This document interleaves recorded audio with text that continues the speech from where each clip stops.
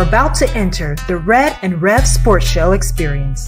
Get ready for some real sports talk from some real sports fans who were real sports athletes who have sports knowledge.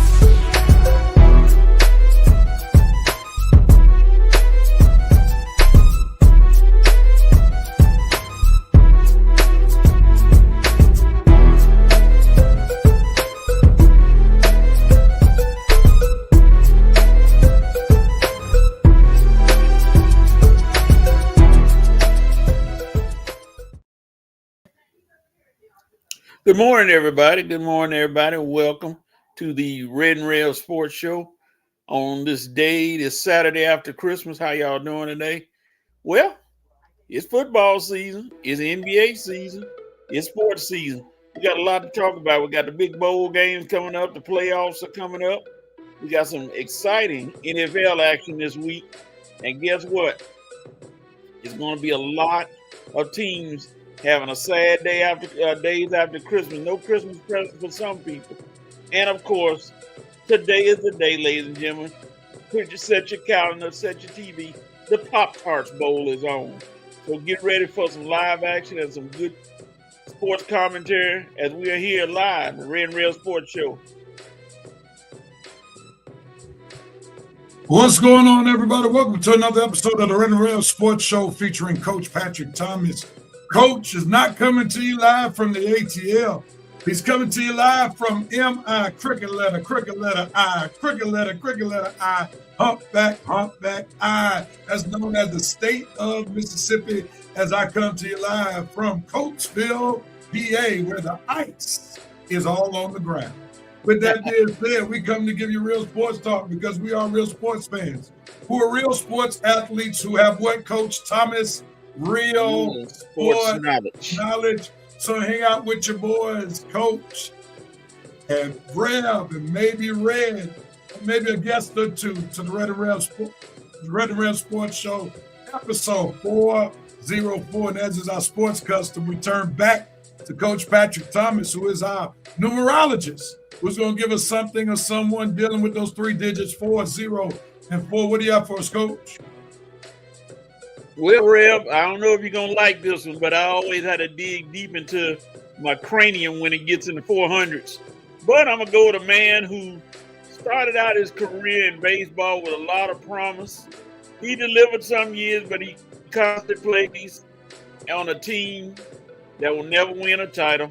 And he's been hurt a few times. But, hey, at the end of the 2025 season, this man has accounted for 404 home runs exactly. And his name is one Mike Trout for the Los Angeles Angels. 404 home runs at the end of the 2025 season. Would a Hall of Fame be calling him? Wait and see. Mike Trout. I wasn't expecting that one. I know. Let me see something right quick. I think Mike Trout, okay, he's from the Philadelphia area, New Jersey. Now, Coach, I'm a little disappointed. Not because you use Mike Trout,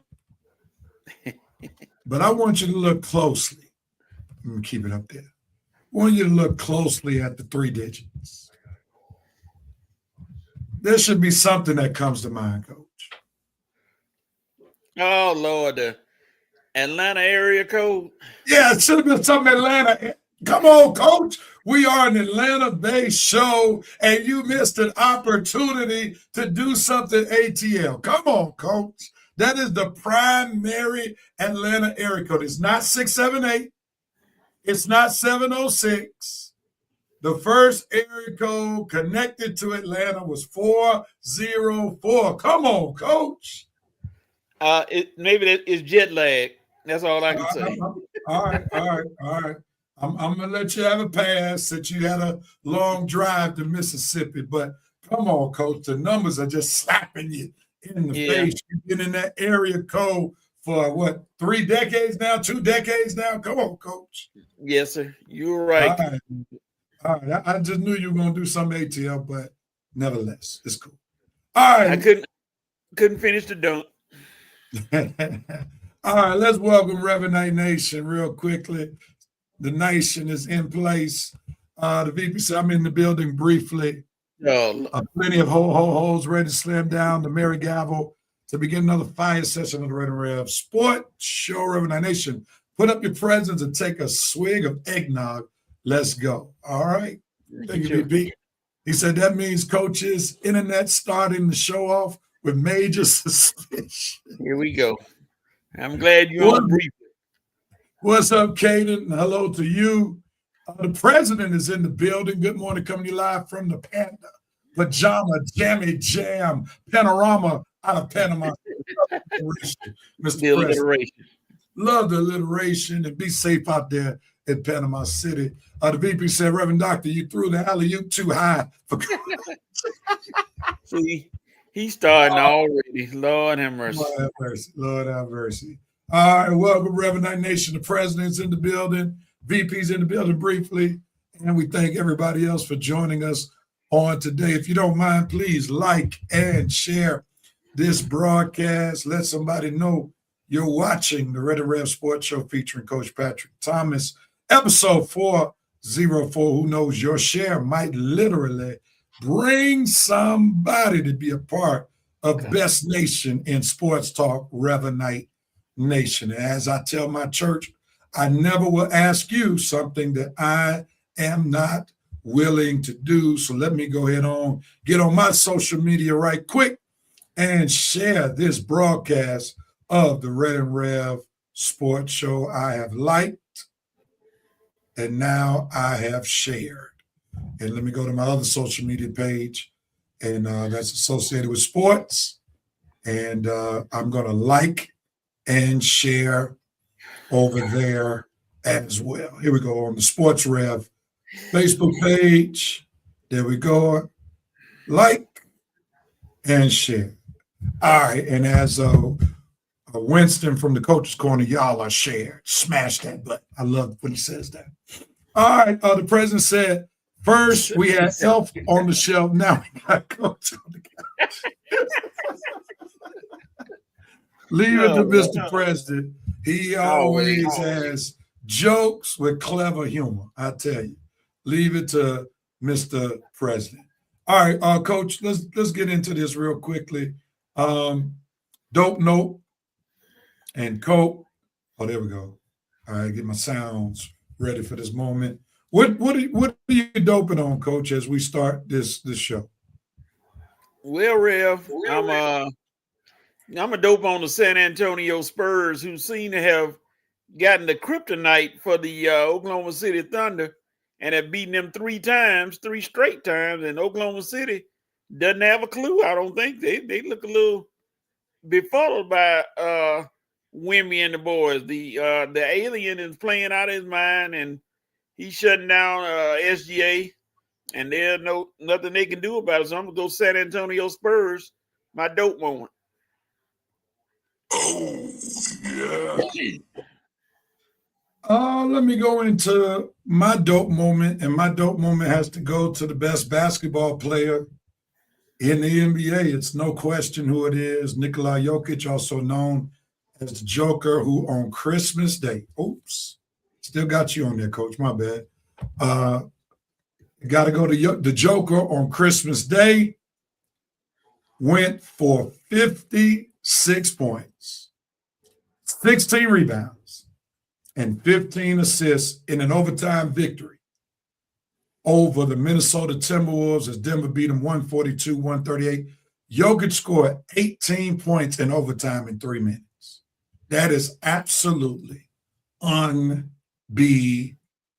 So Jokic gets my dope moment for this week. Excellent. Absolutely excellent. Let me stay in the same game, and my note moment has to go to Atlanta's own Anthony Edwards, known as Ant-Man. Ant-Man, you cannot get ejected in a tight game for something stupid, such as batting the ball out of somebody's hand as they're taking the ball out during overtime, which calls you your second tee. Technical, right? Come on, Ant-Man. You got to be smarter. If you want to be the leader of a team, if you want to be the face of the NBA, you got to play smart and do smart things, and you got to be a leader. And you can't lead in the locker room while the game is going on. Come on, Ant-Man. You got to do better. You have got to be kidding. All right, Coach, what are you noping on, sir? I'm noping on one J.J. Redick for the Lakers, who gave his little passionate speech after they lost on Christmas Day to Houston, talking about practice is going to be miserable, and meeting going to be miserable. And it's at a point where it seemed like Kendrick Perkins said, they're not listening to him, and they're struggling because Kendrick Perkins said, quote, the Lakers can't guard a parked car. So J.J. Redick, you're going to have to do something. I don't know if it's coaching or lack of playing or what something, but your little speech sounded good, but is it going to be effective? So you get my note moment, J.J. Redick. Coach, we come right back to you. What are you coping with? Coping with one Anthony Street Clothes Davis. He must have been born under a bad moon or when there were no stars in the sky or something going on, because he could just walk down the court and get hurt. Now he has a groin injury that's going to keep him out some more time. And, I mean, it's ridiculous. It's just flat out ridiculous watching him try to keep playing basketball, and every time he gets going, has a good game, he gets hurt. Maybe it's time for you to say adios, habanero, whatever you want to say, and go and let it shut it down, AD. But this can't keep going if you want the Mavericks to be successful. And that Nico Harrison, that trade looking worse and worse, sir.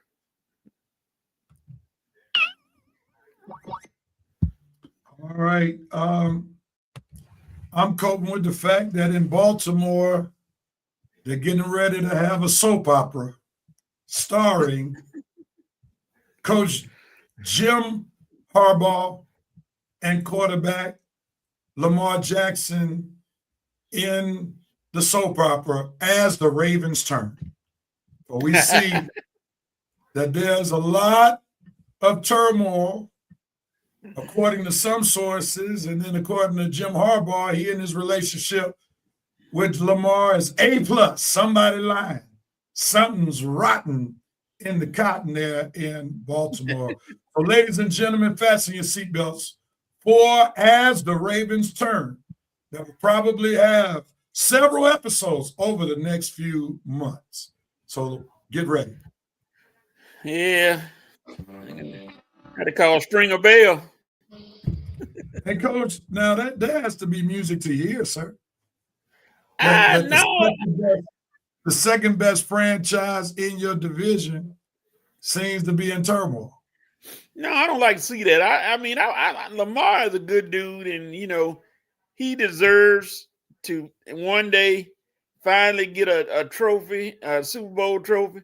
Too bad you won't get it in AFC North, but you deserve better. And I think those two, I hope it's something like that'll get squashed soon, because that's not good for both of them.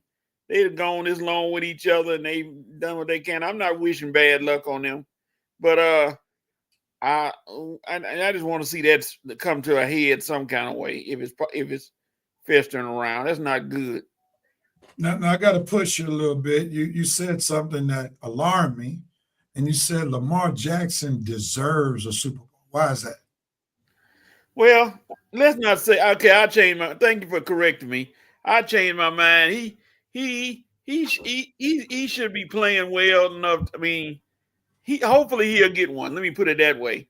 One day, just he got to lead the AFC North to get it, but sorry, he just had to be in the wrong division, brother. And every year, they talk about Mike Tomlin, but it should be a little fire growing under Jim Harbaugh as well. Well, the thing I struggle with Lamar is I don't see growth in the maturity department. Mm-hmm. That's the biggest struggle that I have with Lamar. I don't see growth in that department. Hopefully, somehow he mature. Maybe he needs a different environment, but I just don't see him maturing as a leader. And if it's true that he's going to sleep in team meetings, something is terribly wrong. Oh, Lord. Yeah. Terribly wrong. All right, let's see what Revenant Nation doping, noping, and coping on real quickly. Let's see. Here we go. Oh, no, we already did that one. Winston Thornton is doping on Bijan, going over 2,000 scrimmage yards, put himself in position to break the scrimmage yard record. Good. Yes. If you're a Falcons fan, you got to find something positive. So I got you. Yeah. Winston open on Michigan football hiring the coach from Utah. Don't see them making major waves with them. You know what? It's interesting that you mentioned them. I think Michigan fans prefer him over Moore. Yes. And I believe that's why big time they like to hire, because he's a proven winner and a proven coach. They rather have somebody proven, even though he might not win them a national championship. I think to them, Whittingham is an upgrade over what they had. Oh, so yeah. I think, and then with this crisis that Moore put the program in, I think they believe Whittingham will at least bring stability. So look at it like this. I think they're looking at Whittingham as a bridge to the next coach, because, his age is going to get him 6 years old. So we obviously know he's not going to be there forever or for a long time. But I look at it as a bridge. The president's noping on Dear DK. He's called me by my government name and I keep my phone. Here we go. I talked about that on Sports Roundtable on Wednesday night with Horace and Coach. You can call me any name in the book, but I ain't giving up $45 million. That's crazy. That's absolutely crazy. The Winston's coping with the Lakers fans wanting to blame Bron for them losing when the team doesn't play defense at all. But hey, haters gonna hate Goat James. Yeah, LeBron's getting the brunt of that right now. The VP said John Harbaugh. Yes, I'm sorry. Thank you for the correction. John Harbaugh. Jim is across the country enjoying his great season in LA. Thank you for the correction. Yes. Yeah. John Harbaugh. VP doping on what Winston is noping on. Kyle Whittingham finally leaving Utah to clean up things in Ann Arbor. After 20 years, coach packs up his bags and his 177 wins and 88 loss record. Now he can experience seasoned food. Kyle Whittingham is a stopgap for the Wolverines. Or for the Wolvies. Yep, for sure. All right, Coach. Gonna move on to this college football review, and I have to let somebody come on in who was getting some talk about his team last week, and somehow his Miami Hurricanes went into the 12th man of college football, Texas A&M, and took down the Texas A&M Aggies. So we know him as the Prime Minister here in Revenant Nation. He wanted to come on the show. We had to give him his due since he was right about his Miami Hurricanes. Welcome to Prime Minister, also known as Maurice. What's up, Mr. Prime Minister? Good morning, Revenant Nation. Good morning, Coach. How you doing? Happy holidays to you. Happy Kwanzaa. All right. You seem very jolly, and I guess you've been carrying this jolly move for about a week now because last Saturday your Hurricanes took care of the Texas A&M Aggies. Talk about it.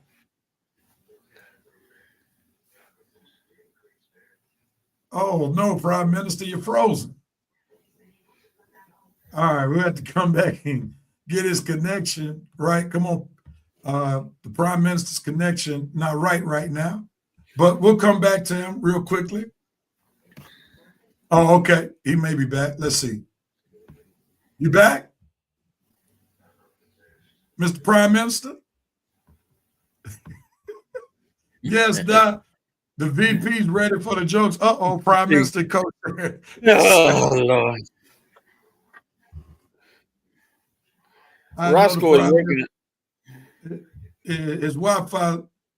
Raise your hand, Prime Minister, if you're ready. Roscoe is ready today, Vincent Woodruff. All right, let's try it again. All right, there you go. You good? I've always been good. Can you hear me? You were frozen on our end. Yeah, you were frozen on our end, so that's what's up. But while you got a good connection, I'm going to let you wax poetically about your Hurricanes taking down Texas A&M. And what you got for us?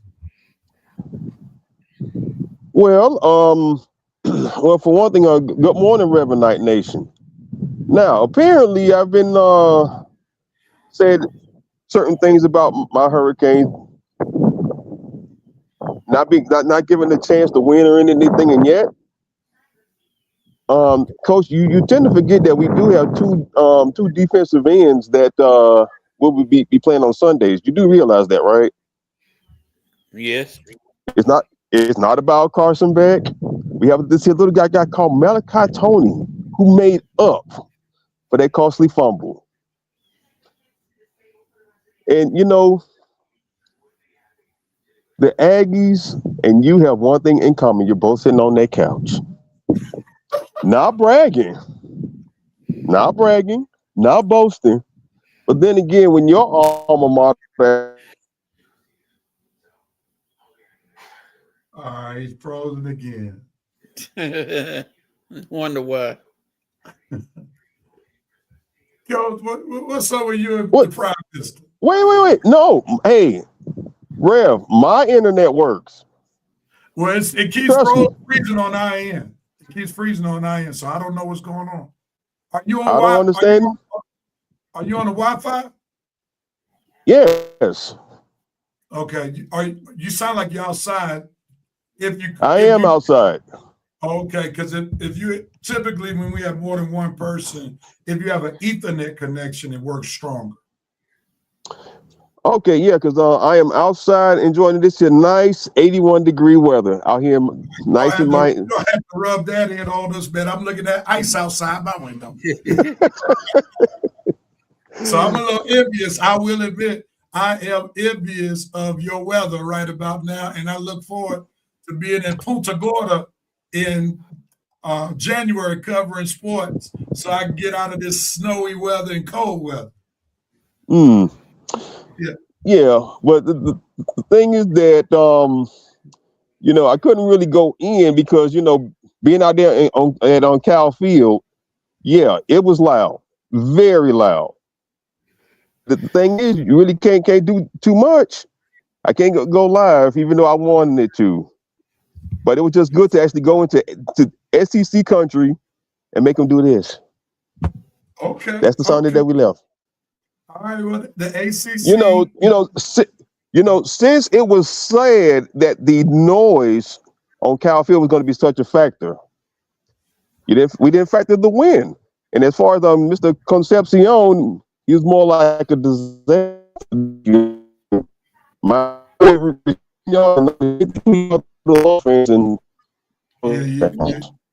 your connection.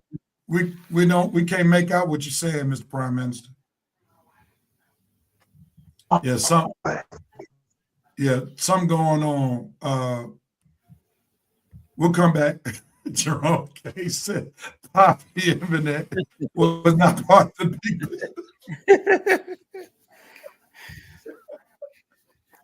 Oh my God. Let's go through some comments. The Prime Minister came ready. Unfortunately, his connection is a little raggedy right now. He said the PM is embarrassing revelation right now. The VP said Michael Irvin must have stepped on PM's internet card. Prime Minister Wi-Fi flaming out like Carson Beck against decent teams. The Canes had better bring the Category 5 defense and offense to the game against the Buckeyes. The VP said Mike McDaniels forgot to give the PM the Dolphins. Wi-Fi go. VP said nonetheless good win by Miami further vindicated the committee's choice of UM and Bama. Jerome K said, hi, Wi-Fi is sponsored by Florida fan favorite Jitterbug Cellular. What's up, Joe Black? We're going to try the Prime Minister one more time. Come on, Prime Minister. Your internet failing you on your end. My internet works just fine. I can see and hear you. Can you hear me? You're getting frozen. So while we got a good connection, let's go to your next game. What chances do you give your team to play against Ohio State? Can you hear me clearly? Yep, you're good right now. Go ahead. You're sure? I'm sure. I'll let you know. Go ahead. Okay, because my Wi-Fi does work. All right. Go ahead. Come on, talk to us about Ohio State versus Miami. Well, three things tend to factor in. Well, there is the revenge from 2002 in the Fiesta Bowl. Okay. That's been a prime topic. Also with number 4, who's of South Florida, the native, his dad, who I actually know personally. That's the thing that they've been joining with us Miami folk down here for the past week. And thirdly, I look at Carson Beck. He's been quietly being efficient. But again, back to my original point, which I was trying to make, we do know how to play defense because we have 2 defensive ends that will be playing on Sundays.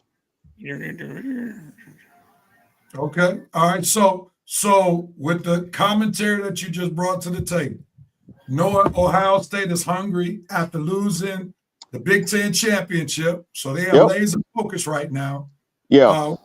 Do you see Miami beating Ohio State in this semifinal or quarterfinal game in the college football playoff that is actually the Goodyear Cotton Bowl Classic in Dallas, Texas? Yes. All right, you got to give us more than a yes. You're on the show. You got to give us why you think that way.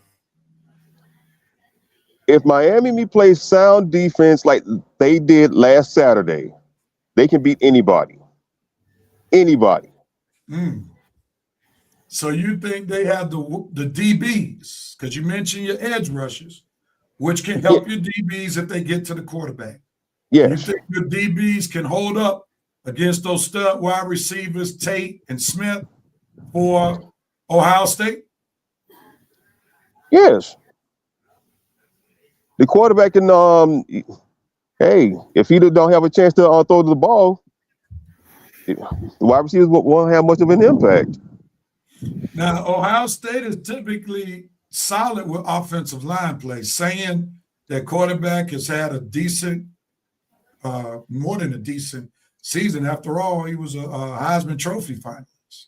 That is I true. need him to be able to put up those numbers.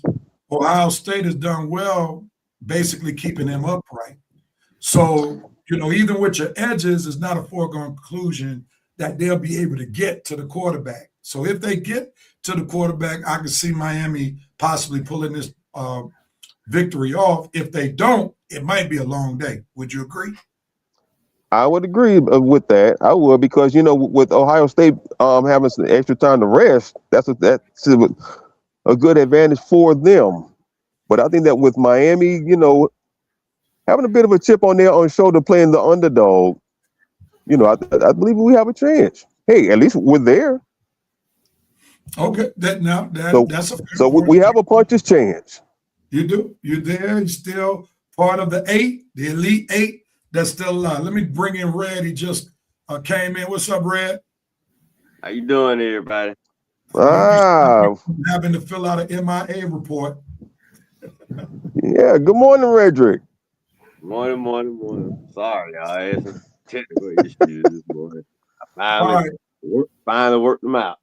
Let's get into it. So I'm sure you've heard some of the Prime Minister's comments about Ohio State and the Miami game. He's giving Miami a puncher's chance to beat Ohio State. He's banking on those edge rushers that they have in Miami, who he said will be playing on Sundays to get to Ohio State's Heisman Trophy finalist quarterback, Saying. So, Red, what do you think about his analysis? I can't poo-poo it that bad. I mean, like I say, you always got a chance. I mean, and Ohio State, Ryan Day has been known for choking, so it's not like they just don't have any chance, But Carson Beck is out there, and he a turnover machine. He can be. So last thing you want to do is give Ohio State some chances too. So I think the game really gonna come down to which quarterback makes the killer mistake. I believe. I think both defenses can play pretty tough. So that's honestly what I think is gonna come down to. It's Carson Beck or is Ohio State? What's the kid name? The kid that was up for the Heisman Trophy. Justin Saying. Yeah. Is he gonna make a mistake? Is Carson Beck gonna make a mistake? Because whichever one of them do, it's probably gonna be beneficial to the opponent. So, but I wouldn't be surprised. You know how things work out.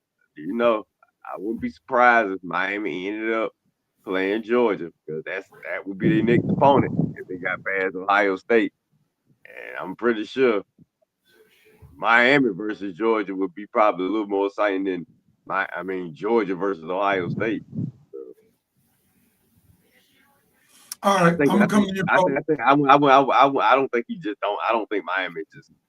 I don't think Ohio State is coming. Miami definitely. I'm gonna come to Coach real quick. Let me read off some comments from Reverend Nation. Good morning to you, Miss Sylvia Harris. Winston says, "Yeah, Miami can beat Ohio State in a matchup on the new college football video game." That's good.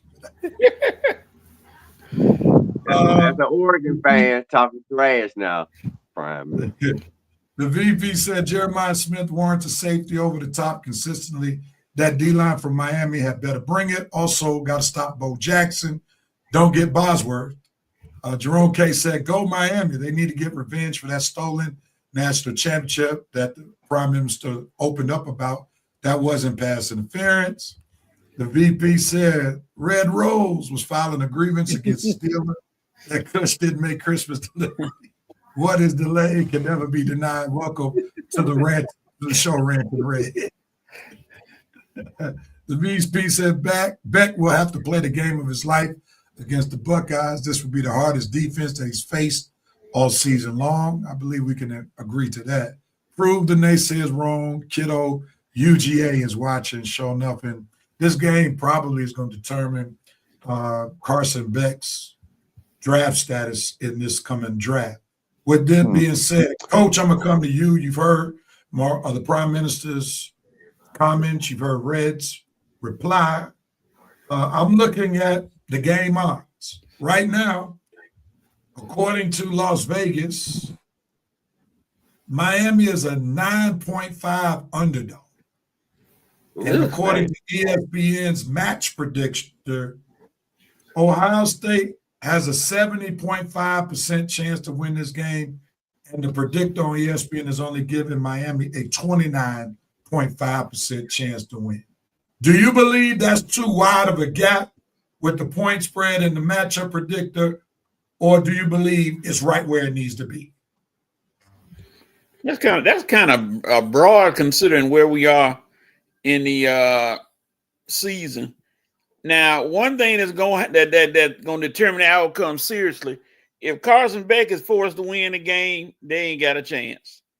Fletcher, Ohio State has a pretty good run defense. If they stop Fletcher, then they make it one-dimensional for Carson Beck. And Tony gonna get his because he's just that outstanding a player. But also Smith and Tate could get theirs on the wide out spot if Sayan is held upright by Ohio State. So it's gonna be a closer game than I don't know about that 9 points. That's kind of wide.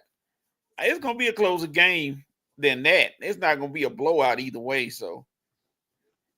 Well, it looks like, according to Vegas, as well as the matchup predictor on ESPN, that they are straight Rodney Dangerfield in Miami, giving them no respect at all with such a wide margin of a prediction.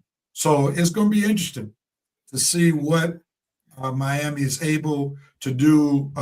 Matter of fact, Winston said if Miami gets their run game going and not get in situations where they have to rely on Beck, but let him manage the game, they have a shot. Now I'm gonna come back to the Prime Minister because obviously Georgia fans, and you have two on this panel, we've seen a lot of Carson Beck, and we've seen him as we affectionately say, back it up, fill in the blank. We've seen enough of that in 2 seasons where he was the starting quarterback. So do you believe the criticism towards Beck is justified, where if the game is put on his arm, Miami's chances of beating Ohio State lessen? Or do you have more faith in Beck than we're giving him? Well, when we first got Carson Beck, I had to backtrack and listen to how you guys, talked about him. And from what I have seen of him, ever since the Louisville and SMU games, he's really been a lot more efficient, a lot more. So I've seen the good, the bad, and definitely the ugly. Welcome to Beck World. Yeah. All right. So hold up. We got you frozen again. You back? Yeah, I'm always. What happened? Yeah, you're frozen on our end. There you go. I'm You're good. frozen. Yeah, you're good. You're good. You're good now. Okay. The VP said, bend it like Beckham. All right. So, would you prefer, from what you've seen, using your words, the good, bad, and ugly, that the game does not come down to the arm of Carson Beck? If it has to come down to the arm of Carson Beck, and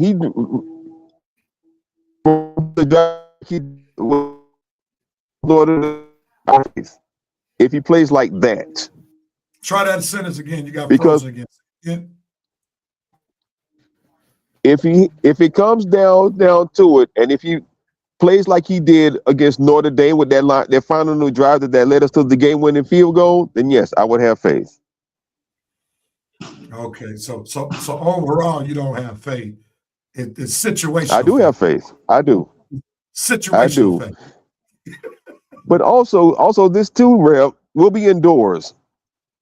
So that would definitely help a lot, because those wins from at Cal Field last week, they were horrible. Okay. All right. Joe Black said, I would love to see a Beck versus UGA playoff game. He said those guys don't like, you meant to say Beck. Yep, got you. Guys don't like Beck. All right. So real quickly, Red, who wins Miami, Ohio State? Oh man, I would love to pick the upset, but I don't know, Maurice, man. It's okay. Listen, it's okay. It's okay. Say it with your chest. Oh, I'm gonna say it with my chest. Ohio State might win. What you got to say, Ray? Come on now. Nah, I'm gonna take Ohio State, but like I say, I wouldn't be surprised if Miami pulled the upset. I wouldn't be surprised if it's a close game. I want it to be a close game, because the closer game it is, that means a bigger chance for the upset. I don't want no blowout, but right now I'm gonna take Ohio State. Right now, they look like they should take care of y'all with no problem, but still, that's why they play the game. So we're gonna see. But I'm gonna take Ohio State. I'm gonna give them a little bit of respect, because I know Carson Beck, and his company around him, I like just a little bit more than the company around y'all. But hey man, I ain't counting you out, Prime Minister. So don't think I'm dissing the game. So hey, no. Listen, I get it. Yeah, right now and I gotta respect that it is a family show. Like I say, but I'm gonna take Ohio State to represent, and we'll see whichever one meet up with, hopefully, my Bulldogs in the next round. But come on, Hey, be ready. I will look forward to it. And to Winston Thornton, you realize that this will be Oregon's first time playing in Miami. So that will be interesting. Hopefully they can do this to Texas Tech, but I digress. All right. Jerome K said Beck will get it done. He's playing for his first round NFL draft position. Coach, you're back. First round. Give us your prediction on Ohio State Miami game, Coach. First round, Beck? What? No, indeed. Okay, we're gonna move past that. I guarantee this game is gonna come down to the last quarter, and Ohio State is gonna kick a field goal or score a touchdown and beat Miami. I think that their defense can stop Fletcher on the run, and like I said, put the game in Beck's hands, and that's not where you want it to be. And the aforementioned Bo Jackson for Ohio State is gonna be an underrated factor running that ball. There are no Bosworths, but what's his name? Bain. They're gonna double Bain, and then that's gonna lead the other guy over. But it's gonna be close. But Ohio State gonna win by a late score. It's gonna be just like the Miami Texas Tech game, full of defense, more defense than offense. I'm gonna chime in. I'm just very concerned that Miami's about to run into a buzzsaw. We saw last year what happened when Ohio State lost to Michigan. Didn't make the Big Ten championship game, and then they went on that run to win the national championship. They have studs like they had last year. And I think Coach Ryan Day is going to use that Indiana loss for big-time motivation. They've been humbled. They didn't win the Big Ten championship. They were sitting high, coming off a national championship, going undefeated, and now they've lost their first game. So, Coach, you've been a coach before. Sometimes losses are victories because it gives the team prime focus on what they have to do. And I just think Miami might get blown out in this one. Not to say they don't measure up, because they wouldn't be there. They wouldn't be there if they didn't measure up. They beat a solid Texas A&M team. Now, the question is, some might say, has Texas A&M been overrated all season long? Because Texas A&M did not play the cream of the crop of the SEC, if we're honest. They did not play Georgia. They did not play Alabama. They did not play Ole Miss. And those are the three teams from the SEC that are still playing. So some folk might question, is Texas A&M really the team that people thought they were because of their record when they didn't play the cream of the crop in the SEC, and then they lost to a 3-team Texas squad? So, like, how legit are they? Did Miami beat one of the SEC powerhouses? That's a question. We don't know, because when you look at Texas A&M, they didn't beat anybody in the higher echelon of the SEC this season. But Miami has the chance to prove me wrong, Red wrong, Coach wrong, because they are playing against arguably the best team in the nation. So if Miami is that squad, like Tupac once said, all eyes on them to prove us wrong. Beck can have a run to cause Coach to question his first round moment that he just had. That ain't gonna happen at all. So everything is in Miami's favor to prove everybody wrong. This is the big shot. Matter of fact, they have a chance to put the ACC on their back, to make everybody see that the ACC is a credible conference. So we'll definitely get a chance to see what Miami is going to do in the next few days. Matter of fact, New Year's Eve against the Ohio State. Now, we're going to keep you on, Prime Minister, since your internet is acting good with us. So let's go to the next game. Oregon versus Texas Tech. What we got going on with Oregon, Texas Tech? Right now, Oregon is a 2.5 favorite. According to Vegas, they're playing in the Capital One Orange Bowl in Maurice, a.k.a. the Prime Minister's hometown of Miami, Florida. So I'm going to start with you, Coach, on this one. Give us some facts about this game. We know Winston Thornton is looking at you all's predictions since he is a big Oregon fan. Coach, what you got to say about this Texas Tech game and Oregon? Well, looking at, of course, for Oregon, it starts with Dante Moore, who is projected now. We're talking about projecting to be in the top 5 picks in the NFL. But you got that Texas Tech defense was bought with Neal money, Clinton Neal. So they have to get their money's worth this year. And so far, it seems to be working out because Texas Tech defense is one of the best in the nation. Now, can Moore overcome that with that high-powered Oregon offense? That's going to be the matchup because I know one Rodriguez, who's I won the trophy, I think, for the best defensive player. He was up there. Is going to be hunting him like a shark. So I'm going to give it's a tough one here because it's so close. I'm going to give the edge to Oregon. I think Dante Moore can pull it out. He's an agile quarterback, got a good arm, and he has some good players with Benson and those other guys. So I'm gonna go with Oregon to win this game. All right, Coach, I'm gonna come right back to you real quickly because I want to go down this for each of you all, the three of you. I want y'all to listen to who Texas Tech has played and see if they should be treated like we just treated Texas A&M to a degree.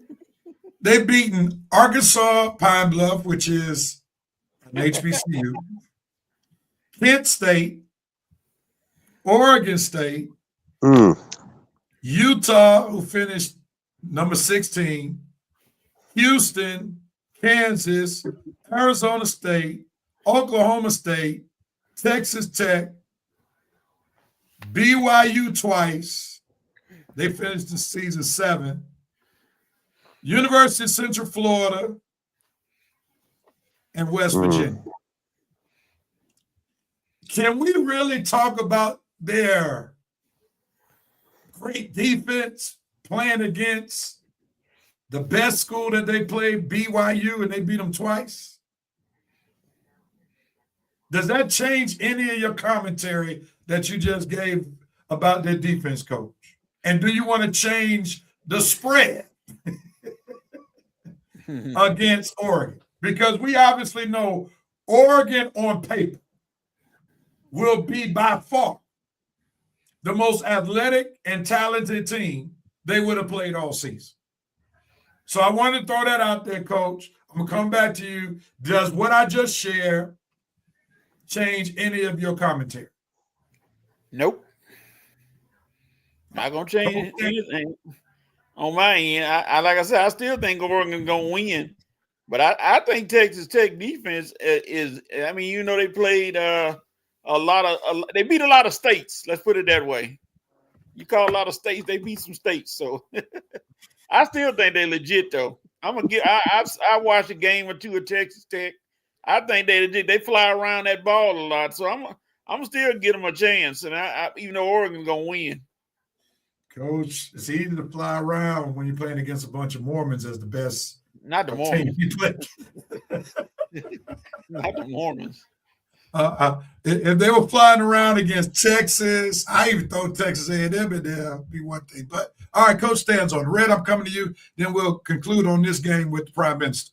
Red, what you got? Yeah, man.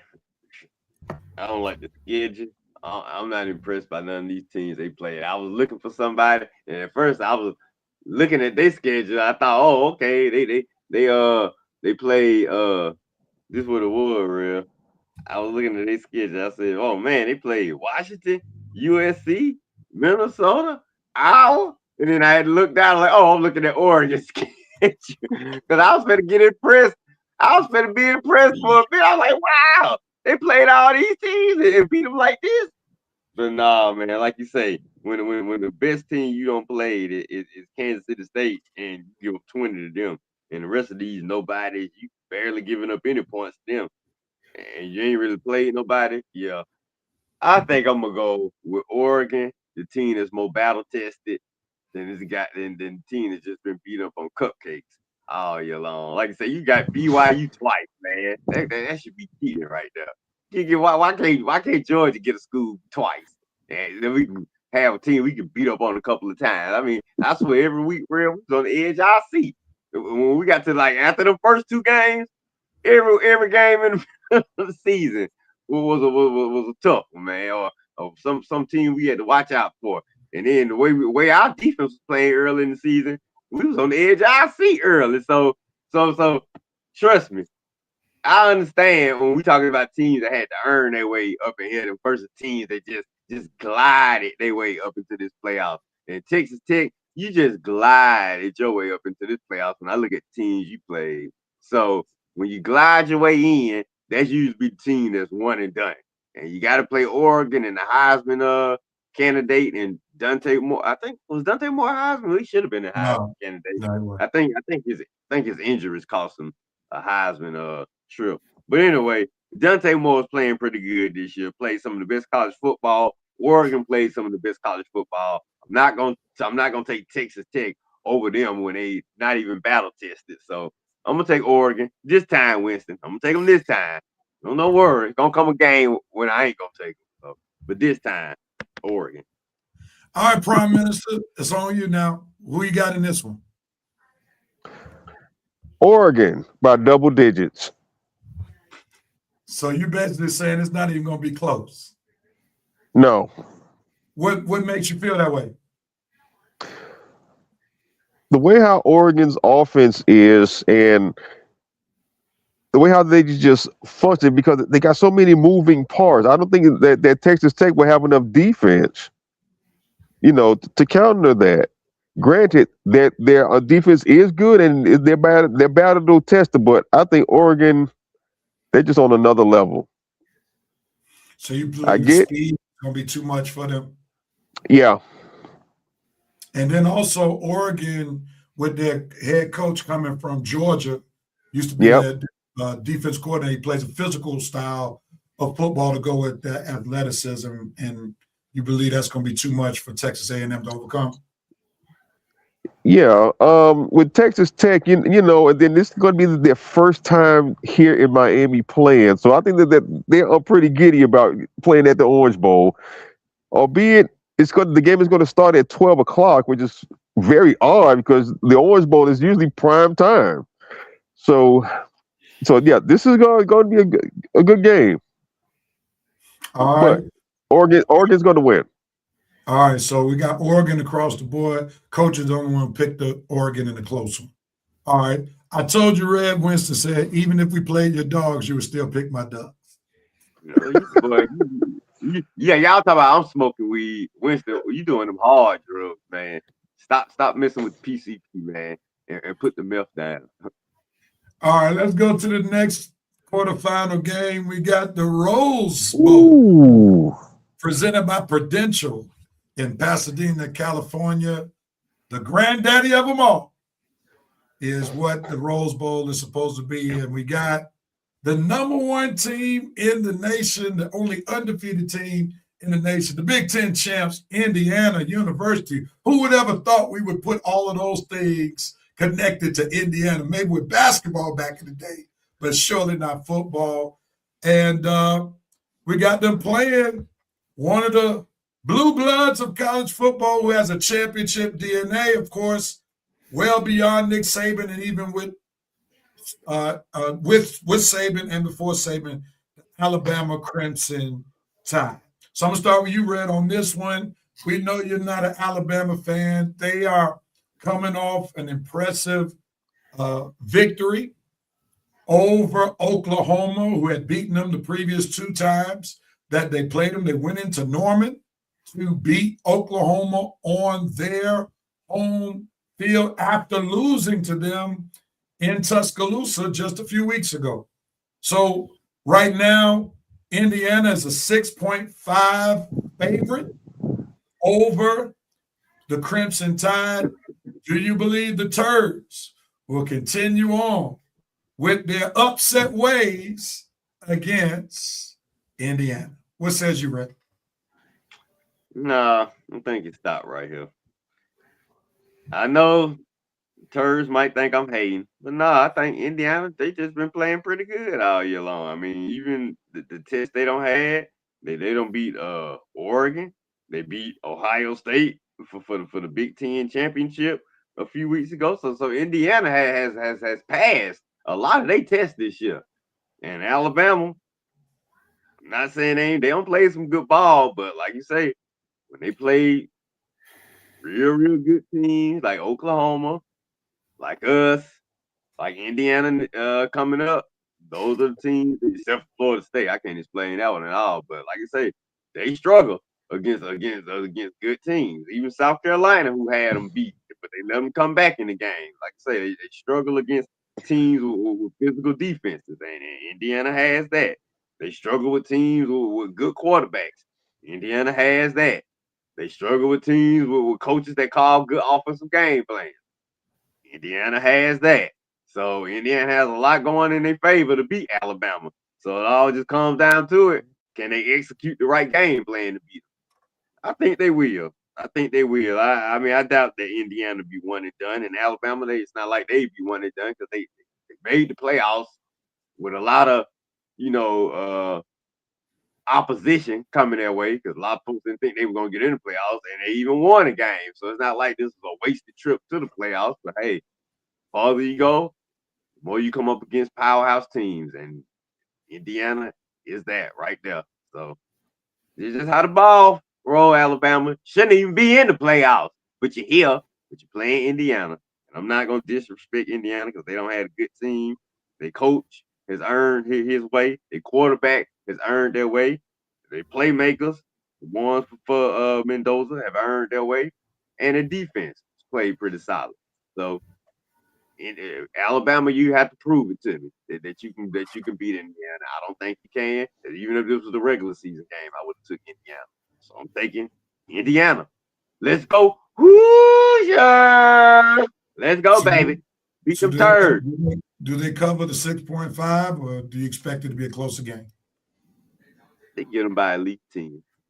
So they more than cover. Okay. All right. Prime Minister. Before you say it, Winston said Indiana can be had in a major way. Majority of our skill position starters on offense were out when we played Indiana. So he's saying that's why Oregon lost to Indiana. Spread the defense out and run the ball. VP said he's heading out, leaving orders to cue the Lunats. Have a great show. Appreciate it, VP. We got our cue. We make that happen. And going back, before we go, Prime Minister, Texas Tech will beat Oregon by 14. Mark the tape. Texas. Wow. Texas teach has a better offense, a better defense, and better special teams per ESPN. One more. Joe Black said Oregon big. All right, against Texas Tech. All right, Prime Minister, back to Alabama, Indiana. What's your here, sir?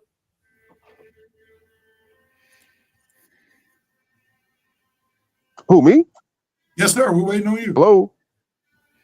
Oh, okay. Yeah. Well, first of all, let's just start a GoFundMe so that we can get Jerome Case a speaking spell.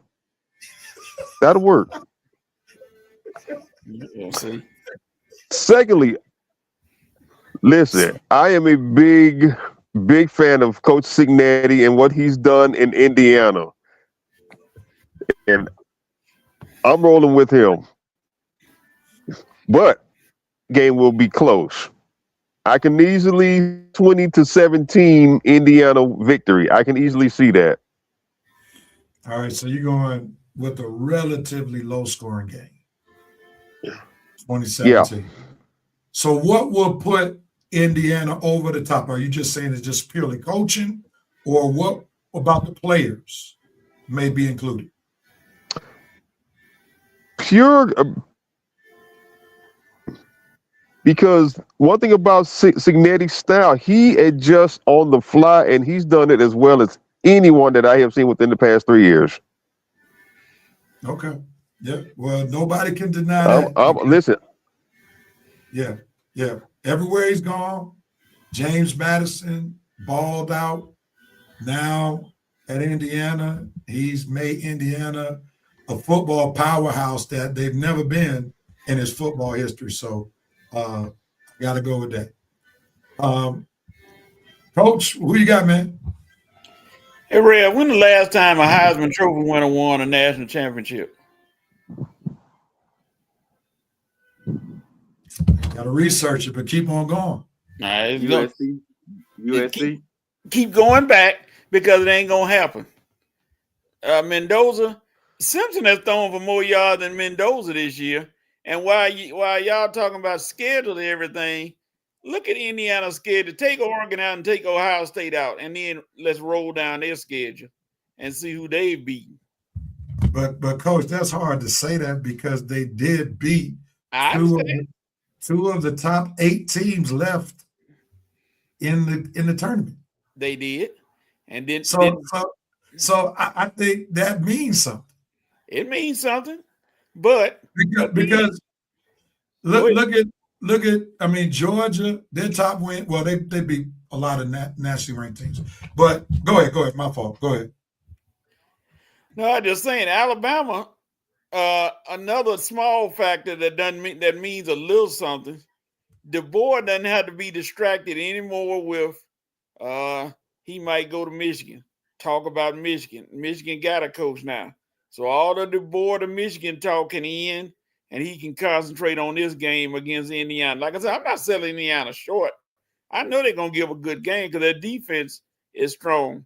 But, Alabama did win some tough games too. They got Oklahoma back, and they beat Georgia. So, right now, they might be hitting their stride now.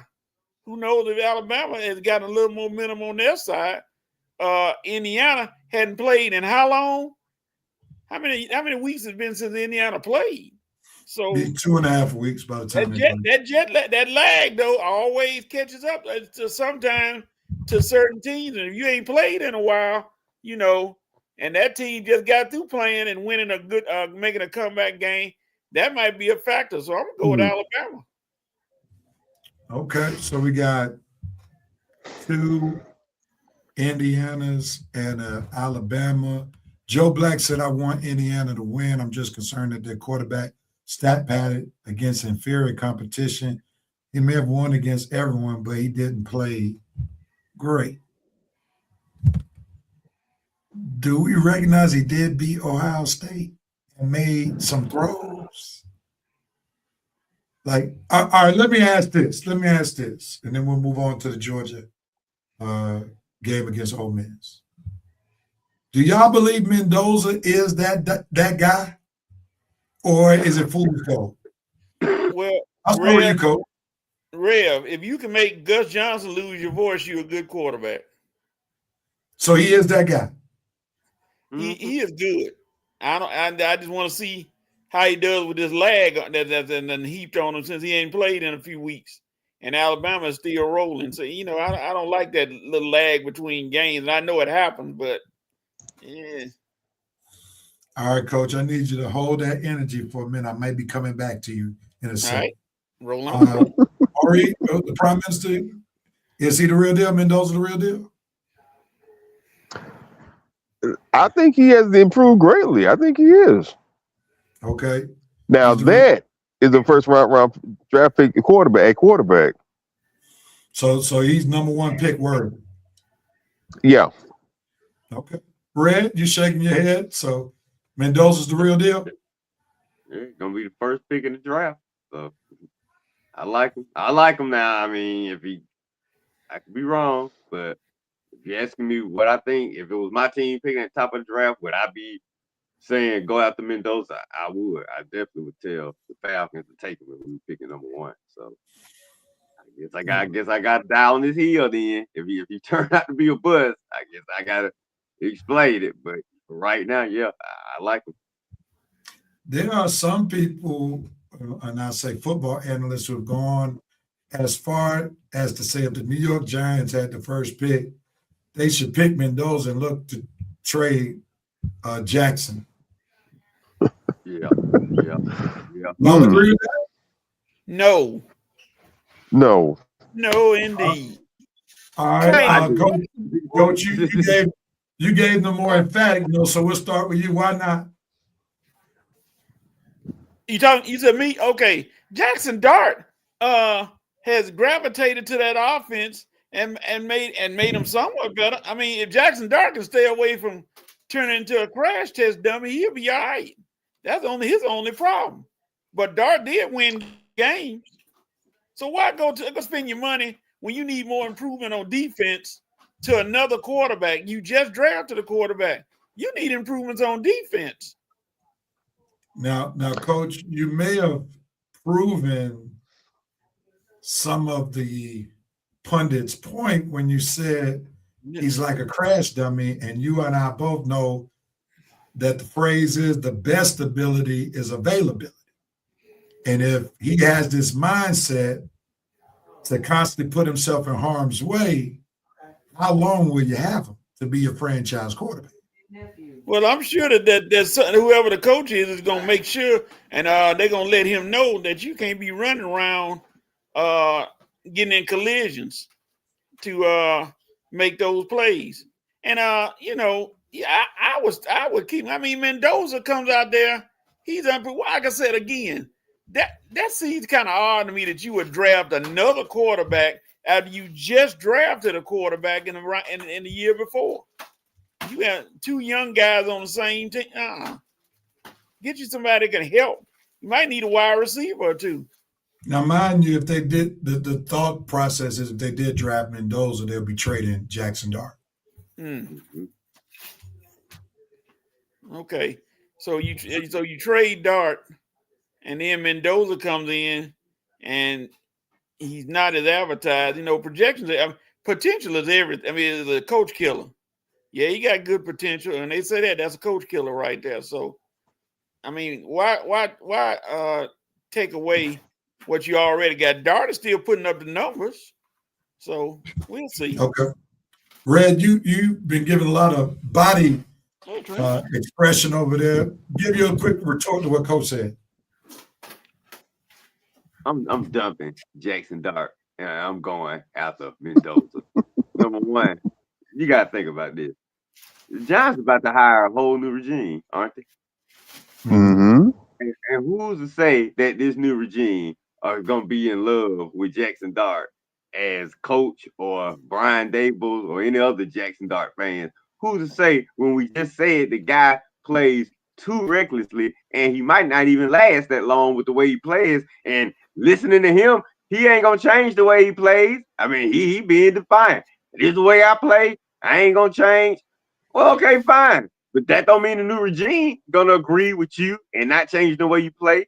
That don't mean the new regime is going to want you as that guy when you got a Mendoza, a prototypical guy coming out probably with a better arm, more sense, and can probably execute a game plan better than Dart. So if I'm say they hire an offensive coach, is the offensive coach going to want Jackson Dart as the quarterback, or are they going to want Mendoza as the quarterback? When you got Malik Neighbors coming back, I think Mendoza will be better for Malik Neighbors. You got a running back coming back. You can also draft you another running back. Me personally, I think Mendoza is better fitted for what the Giants have on offense and possibly the new Giants offensive. Well, I don't know who the coach is going to be. Well, that's what I'm saying. The coach, whoever they hire as a coach, is going to tell the story. If the coach wants Jackson Dart, or does the coach want to go in a whole new direction? Do you want Brian Daboll's coach, or do you want him to go in a whole new direction? If you're going in a whole new direction, I don't see how you don't take Mendoza with the top pick, especially if you have the number one pick. Yeah, you got defensive issues, but you're going to have to fill those holes when you get a chance. But right now, most new regimes take a quarterback with their first pick, and this is a new regime coming into the New York Giants. So you got to think about that. New regime coming in. All right, Prime Minister, you were in the no chorus with Coach in terms of the Giants drafting the quarterback. Red said the contrary to what you initially said. Did Red convince you, or are you still hard on your no? Well, for one thing, I don't know why y'all sitting up here talking about the Giants when it's going to be the Raiders that's going to have the number one pick, since both teams play each other on Sunday. So he'll be wearing that on silver and black. Now, what if the Raiders beat the Giants? Oh, then the Giants get the first pick. So let's just stick with the hypothetical. If the Giants get the first pick, go with it. If the Giants get the first pick, I think that they might go defense. Besides, I think that the Giants are in love with Dart, but I think he's going to the Raiders. Okay, now if the Giants get the first pick, either they're drafting Mendoza or they're trading to go down. Now, because if they you don't pass up on Mendoza, you just don't. They're going to get a haul for the number one pick. So that would probably be the game plan. But I would say this, Red, you made some very strong points. And I think your strongest point is Jackson Dart's mentality, which will cause him to be out the league in 3 years if he keeps that mentality. There's no doubt about it. Because we're seeing Lamar Jackson wear down right before our eyes. Oh, man. All that running is caught up with him. Right? I hope that ain't what's happening, but yeah. You got we saw Cam Newton's career go down the toilet quick, fast, in a hurry once he couldn't run anymore. All right, you may have a good 6 to 7 seasons at best, relying on your legs as your primary weapon.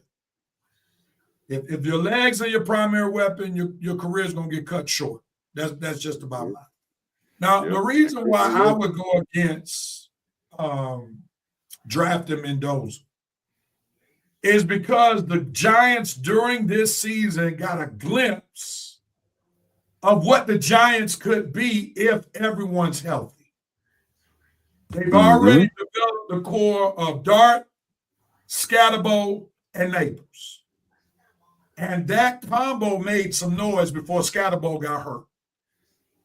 So I'm willing to at least run that back. And then if Scatterbo gets healthy, you know Scatterbo is like a renegade. Dart is a renegade. Mendoza is like an altar boy in the Catholic Church. I don't know if that mix, right? I don't know if Mendoza and Scatterbo mix mentality-wise. I do know Dart and Scatterbo. So because of culture and climate is why I would lean towards keeping your core that's already proven a little success and see if you can build on that success that they had for a very small sample size this past season. What's your thoughts, Red, as we close this conversation up? I mean, that's not a bad outlook. But I'm thinking now, if the Giants don't take them, if they have number 1 pick, you're right. What are they gonna do? Because no defense. I don't see them. I can't think of a defensive player worth the number 1 pick right now over Mendoza. So yeah, you're gonna trade back if you get the number 1 pick. And as far as the Raiders taking them, man, the Raiders they got some work to do themselves. Because are you bringing Pete Carroll back? Okay, that's a decision you have to make. Because I don't really want. Excuse me, fellas. I don't really want Mendoza going to the Raiders with the regime they have now, because that regime is on thin ice itself. And you want the kid going to a pretty stable regime. So, man, I would be very interested to see who has this top pick. Now, is anybody else can get the top pick besides the Giants or the Raiders? Or is it just them two right now? Those or can two. Somebody? The Jets. Oh, man. If I'm Mendoza, can I come back one more year? Lord have mercy. I'm saying, think about this. If you his agent or you his family, you're looking at the Giants, the Raiders with Pete Carroll. If it's Pete Carroll in that regime, that is a mistake. Because number 1, Pete Carroll ain't gonna be there much longer. And then you'll have a whole new regime coming in. Well, like I said, you want the kid to start off the right way. And man, the Jets, man, do I want Aaron Glenn ruining this boy? God, them 3 right. Red, you got to remember now, let's not poo-poo too much on the Giants. Because even with their current ownership, they do have a history of winning Super Bowls. Oh, no. That's what I'm saying. I would be okay if he went to the Giants. It's the other 2 teams. The Jets. You know what I'm saying? If it's not the Giants, then the Raiders, I would not want to go there if I'm Mendoza. And the Jets, I would not want to go there if I'm Mendoza. That's what I'm saying. If it ain't the Giants, then I probably would want to go back to school. That makes sense. Winston said Mendoza's good. I just don't think he's as good as the nation is touting him. He's number 1 pick worthy because he's quarterback. He's coming out in this draft. Signetti, energy is prevalent. Joe Black said he beat Ohio State, but he went 15 for 23, 222 yards, 1 touchdown, 1 interception against Oregon. he was 215 yards, 1 touchdown, 1 interception. Penn State, he was 218 yards, 1 touchdown, 1 interception. Those aren't great numbers. Oh, thank you, Joe Black. That's a good breakdown. Winston Thornton, Giants would be fools to draft Mendoza over Dart when the city has gravitated to Dart and the team has two. Being a runner, coach out of you like it was Lamar, use legs when necessary. Joe Black said against every respectable defense, he's played close and threw a pick. Winston said the Raiders shut down Max Crosby for the last 2 games to give him a better shot at the #1 overall pick. Joe Black said he put his numbers up against Kennesaw State, Indiana State, UCLA, and Maryland. If that makes him a #1 pick, our standards have dropped. Joe Black is really not impressed with Mendoza, as you can see. I know what it is. I bet it's the choir real. It's the choir boy personality. That's why they dogging this kid out. Joe Black also said he literally went for 193 yards against Old Dominion with no touchdowns or interceptions. Jerome K said the Raiders are tanking for a reason. That's why they are looking bad. They said Mendoza. Man, Jerome, we're not taking your comments serious till you learn how to spell and read, man. Because obviously you reading this stuff and still he ain't seeing it. The Prime Minister said there's a GoFundMe account. What's it spell it? What was it? Spell it what? Spell it. Speak. He said Speaking spell. That's what he said. Oh, hook on fun. That's the new hook on funny. All right, let's go to the Prime Minister. Speaking spell by Texas Instruments. Yes, sir. We're gonna go to you last game. Georgia against Ole Miss. Let's keep in mind Lane Kiffin, the mastermind of the offense, is not in this game calling the plays, even though this Ole Miss team without Kiffin blew out Tulane. What are your thoughts, Prime Minister? Who wins this game?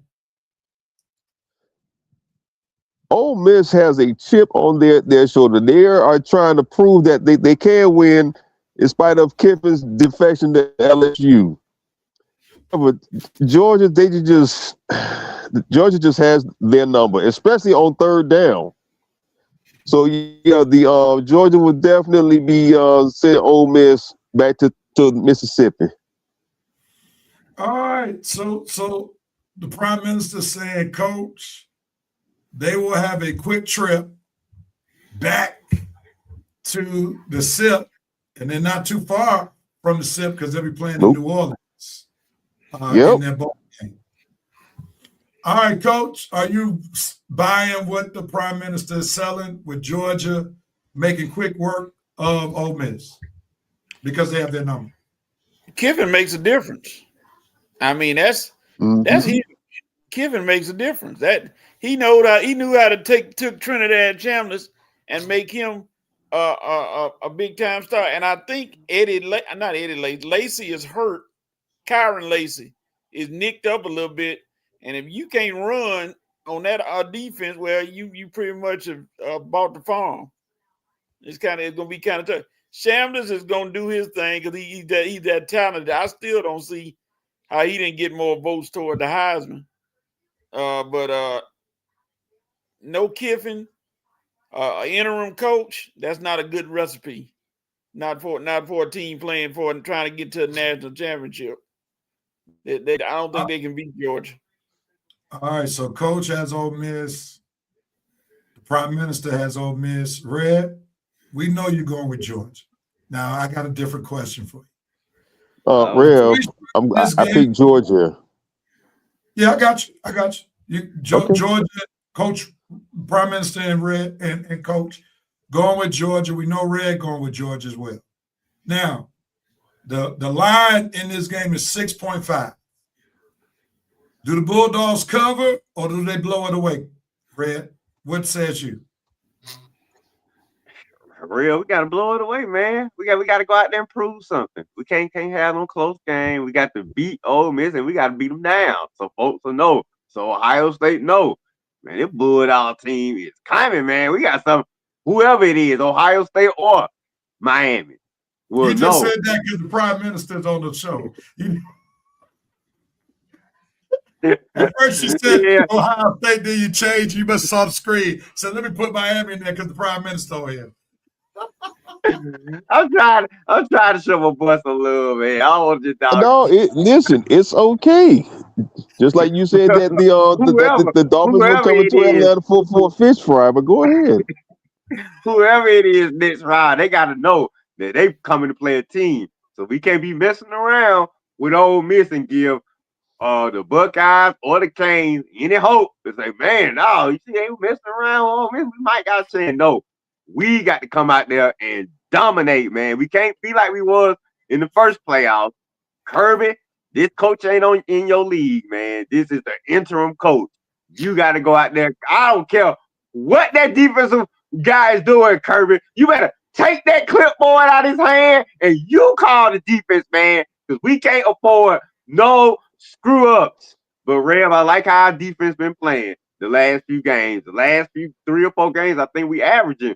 This is typical UGA defense. We averaging like 10 points allowed in the last few games. So if we stay on that trail, it's no doubt about we gonna win it all. If our defense stay averaging 10 points allowed, we win it all. I ain't gonna be crazy and think that, but we gonna see. But I like the way Ellis Robinson is finally playing.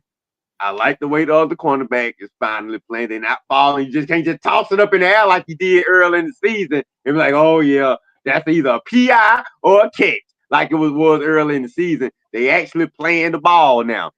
I like how our run defense is coming on now.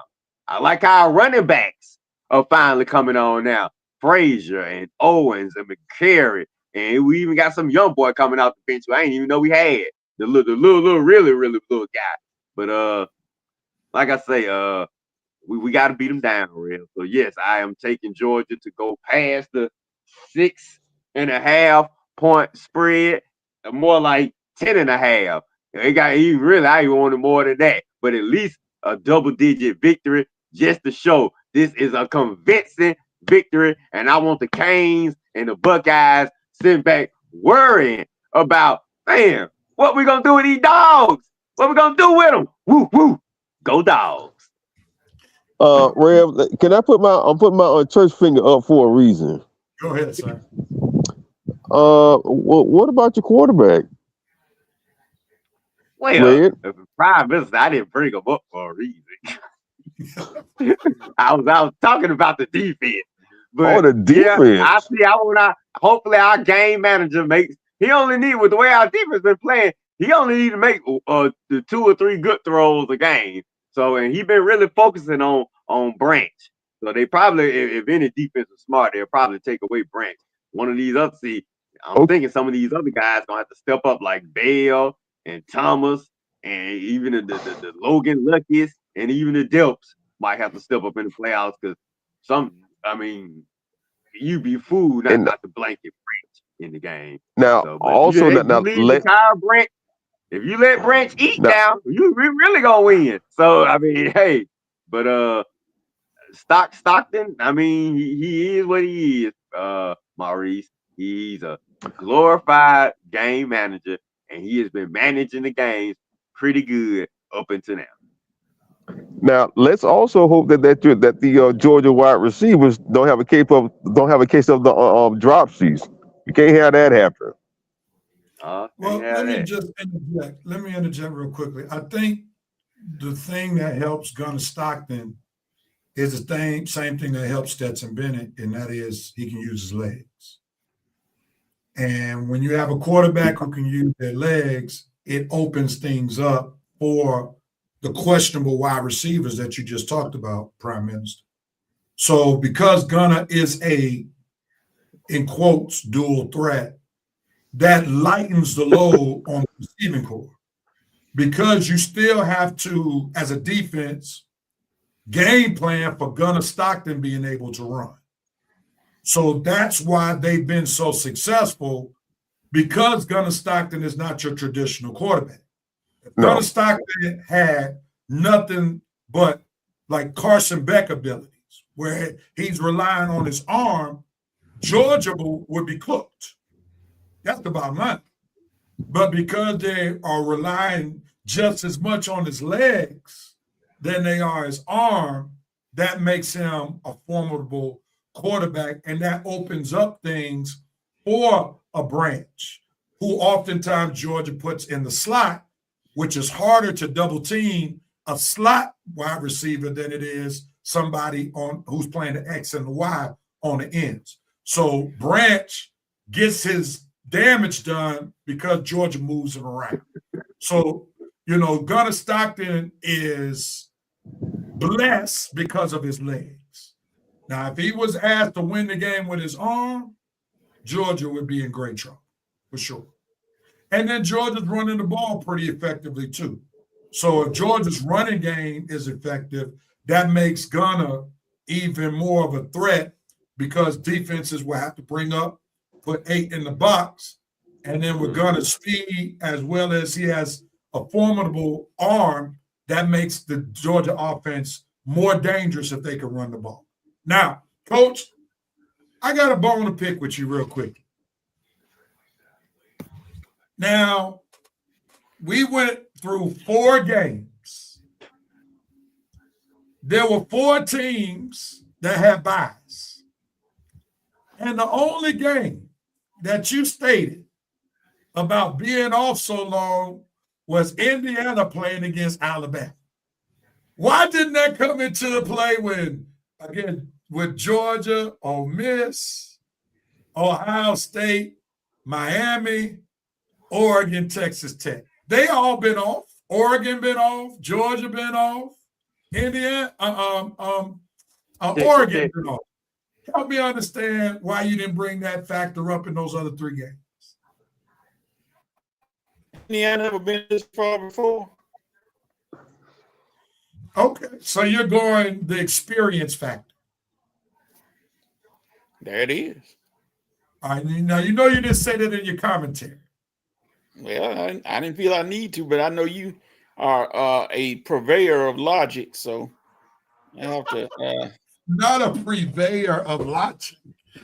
Well, I just had to keep you honest because you used that as your main point to basically state that Alabama was going to beat Indiana because Indiana been off, and I just had to highlight 3 other teams been off too. That Alabama pedigree will come to the light in this playoff because they have done it so many years, and you can't knock it. You might not like it, you can't knock it. And Indiana is kind of a newbie in this thing, so I can see that being a factor. So you're giving Alabama the nod more so because of the blue blood experience. Yes, sir. All right. Well, that's halftime of the Red and Rail Sports Show. You still got some time, Prime Minister? I have about 10 minutes before I have to head downtown to go be at work for the Miami Heat. All right. Oh, y'all didn't get enough after beat my Hawks the other night. Now you got to go be ready for another game. All right. It's halftime of the Red and Rail Sports Show. We're going to let the Prime Minister get in on 2 of the comments for 5 for 5. We'll be back in just a moment. For the second half of the Red and Rail Sports Show, we got some basketball, we got some pro football coming your way. So stay tuned for the second half of the Red and Rail Sports Show. We'll be right back.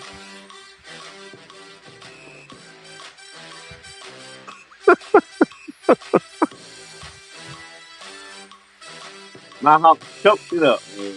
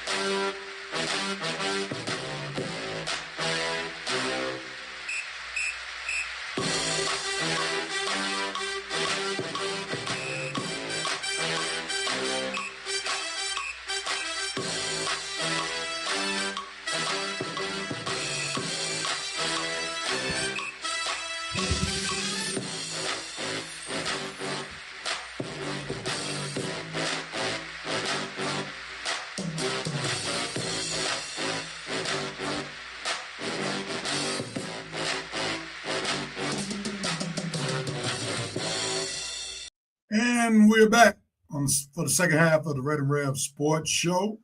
We still have the Prime Minister hanging out with us real quickly, as well as Coach Patrick Thomas, and there is Red Rose joining us for the second half. We're going to get right into 5 for 5, our 5 for 5 segment where we have 5 minutes to talk about 5 different topics. Each of our panelists will get 1 minute to talk about what the subject matter is at hand. We've already been given our cue by the Vice President. Cue the loonies. A while ago. Where is it? Let me see if I can find it.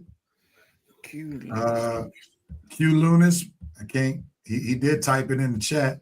I did play it, so we do have it. Where is it, not Prime Minister? Where is it? There he is. I'm headed out. All right. So we got our cue, and real quickly, Jerome K said the Prime Minister has about 10 minutes left on his 7-Eleven prepaid. Wow. He came for Jerome also said Ole Miss will beat Georgia. UGA will underestimate the young Republicans. MAGA on MAGA crime. Okay, he went to political right. All right. And Joe Black about Georgia said, I think the coaching gap is too big. It's midnight, and the Chariot will turn into a pumpkin. All right. So he's not giving Ole Miss any chance to win that game. All right. 5 for 5. Here we go. Let's do it. The music is on. It's time to talk. Get ready. Let's get set. Let's go. DK Metcalf situation.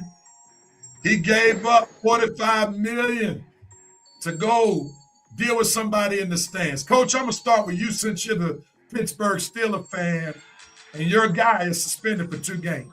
What you got to say, Coach? Well, just like an umpire when he calling a game, got to have right here. So does DK Metcalf. The umpire, I've done it before, and I've heard many things hollered. But you got to know you can't just stop a game and go deal with somebody in the stands. Otherwise, then the game will go on forever. DK is obviously going to learn his lesson, but he's got to figure out a way to get away from people like that. And it shouldn't have been that close. But then again, to say for DK, this fan has a history of harassing him. When he was in Seattle, this same fan has a history of harassing him. So if I was Metcalf, I wouldn't even gotten close to the situation. I'd have been I was standing beside Coach Tomlin, getting away. If I saw him in the stands, I started moving the other way to get away from anything that might distract him winning. So it's a tough pill to swallow, but DK, they did say he has a chance to earn back some of that money, so he's not totally gone. Red, what you got, man? DK is a total moron, man. And I can't believe, dude, why would you put all that money in your livelihood, your career, your stake with the team in jeopardy to go over to the stands messing with some fans? And I don't believe this crap that he said, whatever you said that he said, because if he said some of that, dude, you would have swung at him a lot more viciously than you did. You probably would have pulled him from the stands and started beating him down if you really talking about your mama and calling you the N-word. If he called you the N-word and was talking about your mama, and all you did was some little weak, and now you losing money and everything for that, dude, you are pathetic. That is ridiculous. I ain't buying that. I don't know what he said. I don't know what was going on, but DK should have never been over there to be in that position in the first place. This is all on you. Nobody needs to make no excuses for him. You just a dumb dummy in this case, and you deserve everything, all the ridicule you get, because you shouldn't have been over there. What was you over there for? You should have been over there with your teammates. What you over there in the stands for? No reason, DK. You a moron, man. Big dummy. Oh. All right. I guess the Prime Minister's Wi-Fi card had less than 10 minutes left. He's gone. Winston Thorne said DK is fine. The Steelers are going to pay him. It's up to the team's discretion. They may claw some back, but he will get the majority of his money.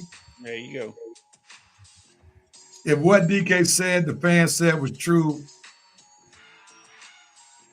he don't be used to be. Yeah. Man, these Jerome cases is rubbing off on everybody. Jerome Case like Joe Black. You better than that, sir. Try that with again. But anyway, let's see. Okay, it says should. If what DK said was true, he should be used to it being from Ole Miss. Wow. Okay.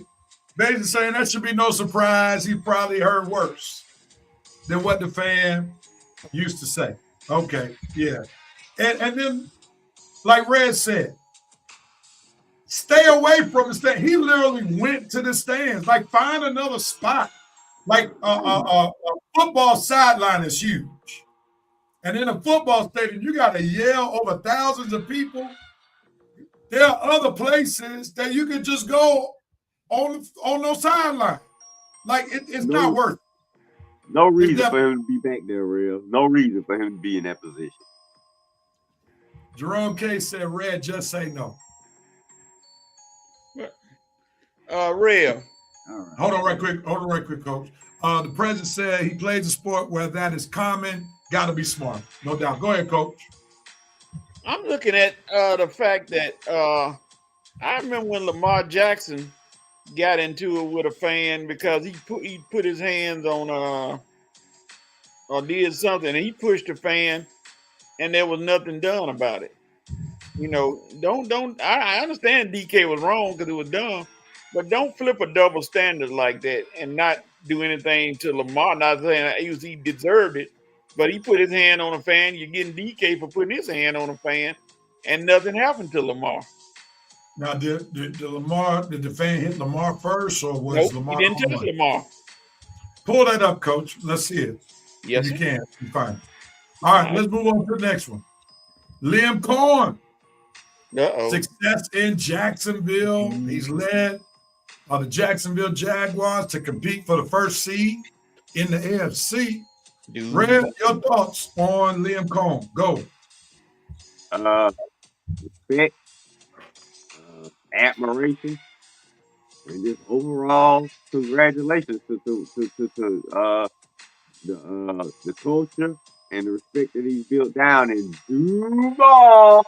Remember that, Liam, when he said press conference. But I think he got that down packed now. And I mean, look what he's done for Trevor Lawrence in his game.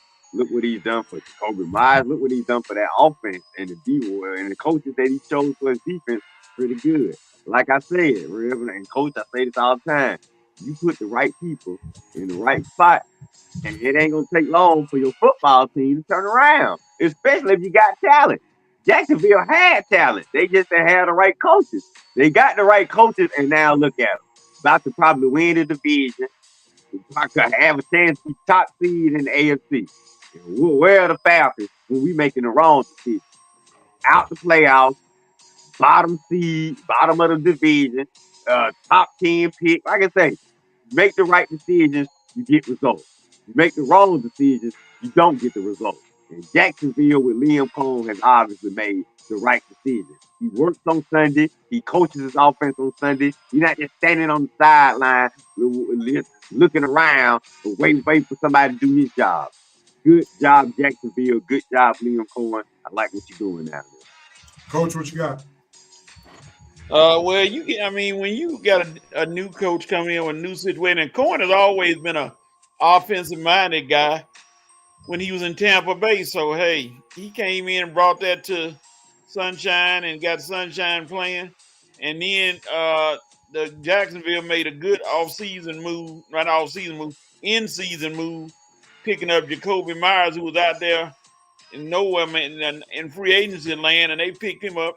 And he came right in to help out the situation while Thomas was hurt. So Jacksonville got a good thing going on the offensive side, even with people that seem to forget about. I mean, they done forgotten about him. Travis Hunter, who got injured. So, you brought in, got a replacement for him, and you rolling without him. Just imagine how good they would be or better they'd be with Hunter out there. So, big ups to Cohen. I'm still what you're talking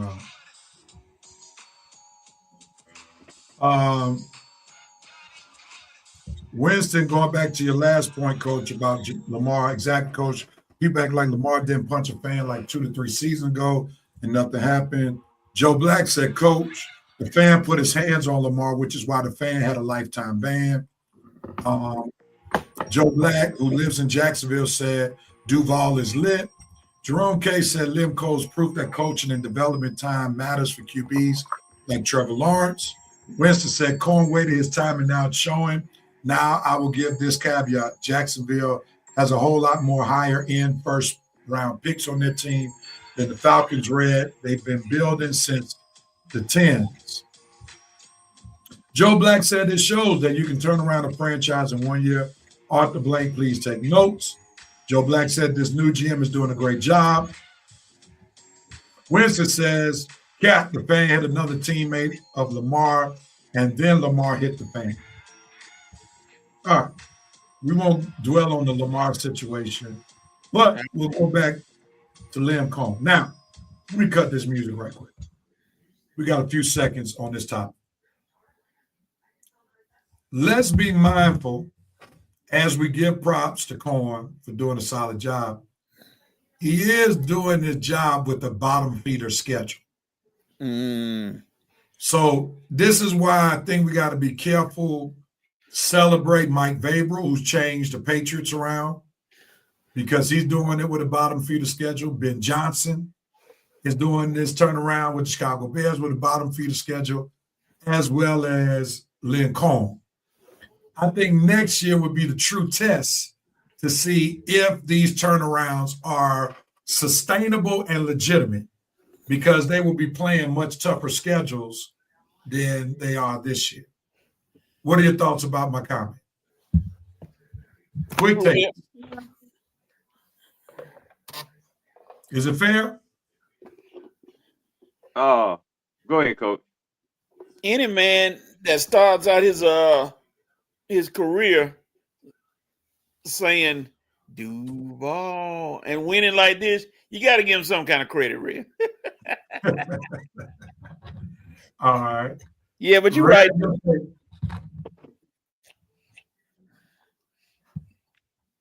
Is on me now?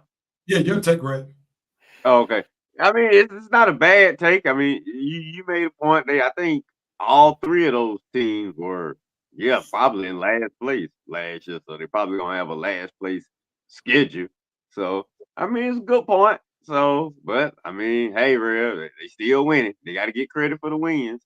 And if they win in the playoffs, they got to get credit for them, even though, they did off a last place schedule. But I'm pretty sure there's been a lot of turnaround.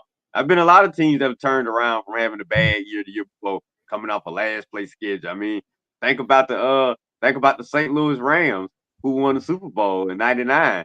They were the last place team the year before, and they went all the way to the Super Bowl with that last place schedule. So we can't really take that away from them. So I mean, it is what it is, Well, to the point that you made about the Falcons, that shows you how bad Raheem Morris is and continues to be, because he continues to get a very favorable schedule and continues to have the Falcons be a subpar, below subpar team.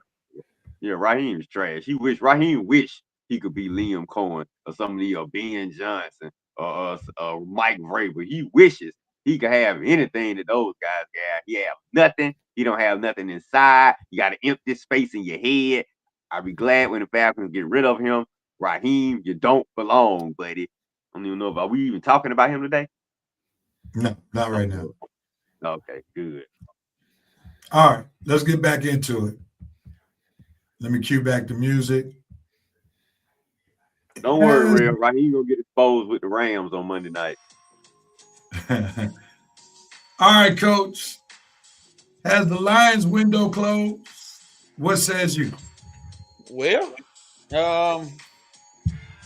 Dan Campbell, I think he needs to he better find a defense coordinator very fast and very soon, because he ain't it. He better find him somebody. No, I take that back. Offensive coordinator. That's what I meant, offensive, because they didn't do as well as they thought they would without Ben Johnson. You know, their offense was suspect at times, and it should have been better.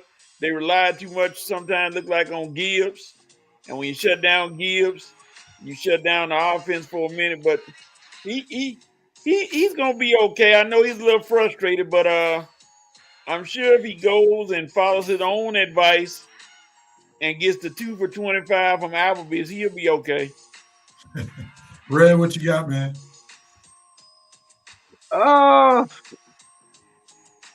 I mean, Coach, you starting off for a minute. I was with you. I thought you were gonna say that to me. He needs both coordinators, and you're right. He definitely ain't the offense coordinator, man. Your play calling, with the exception of that one game, has been left a lot to be desired.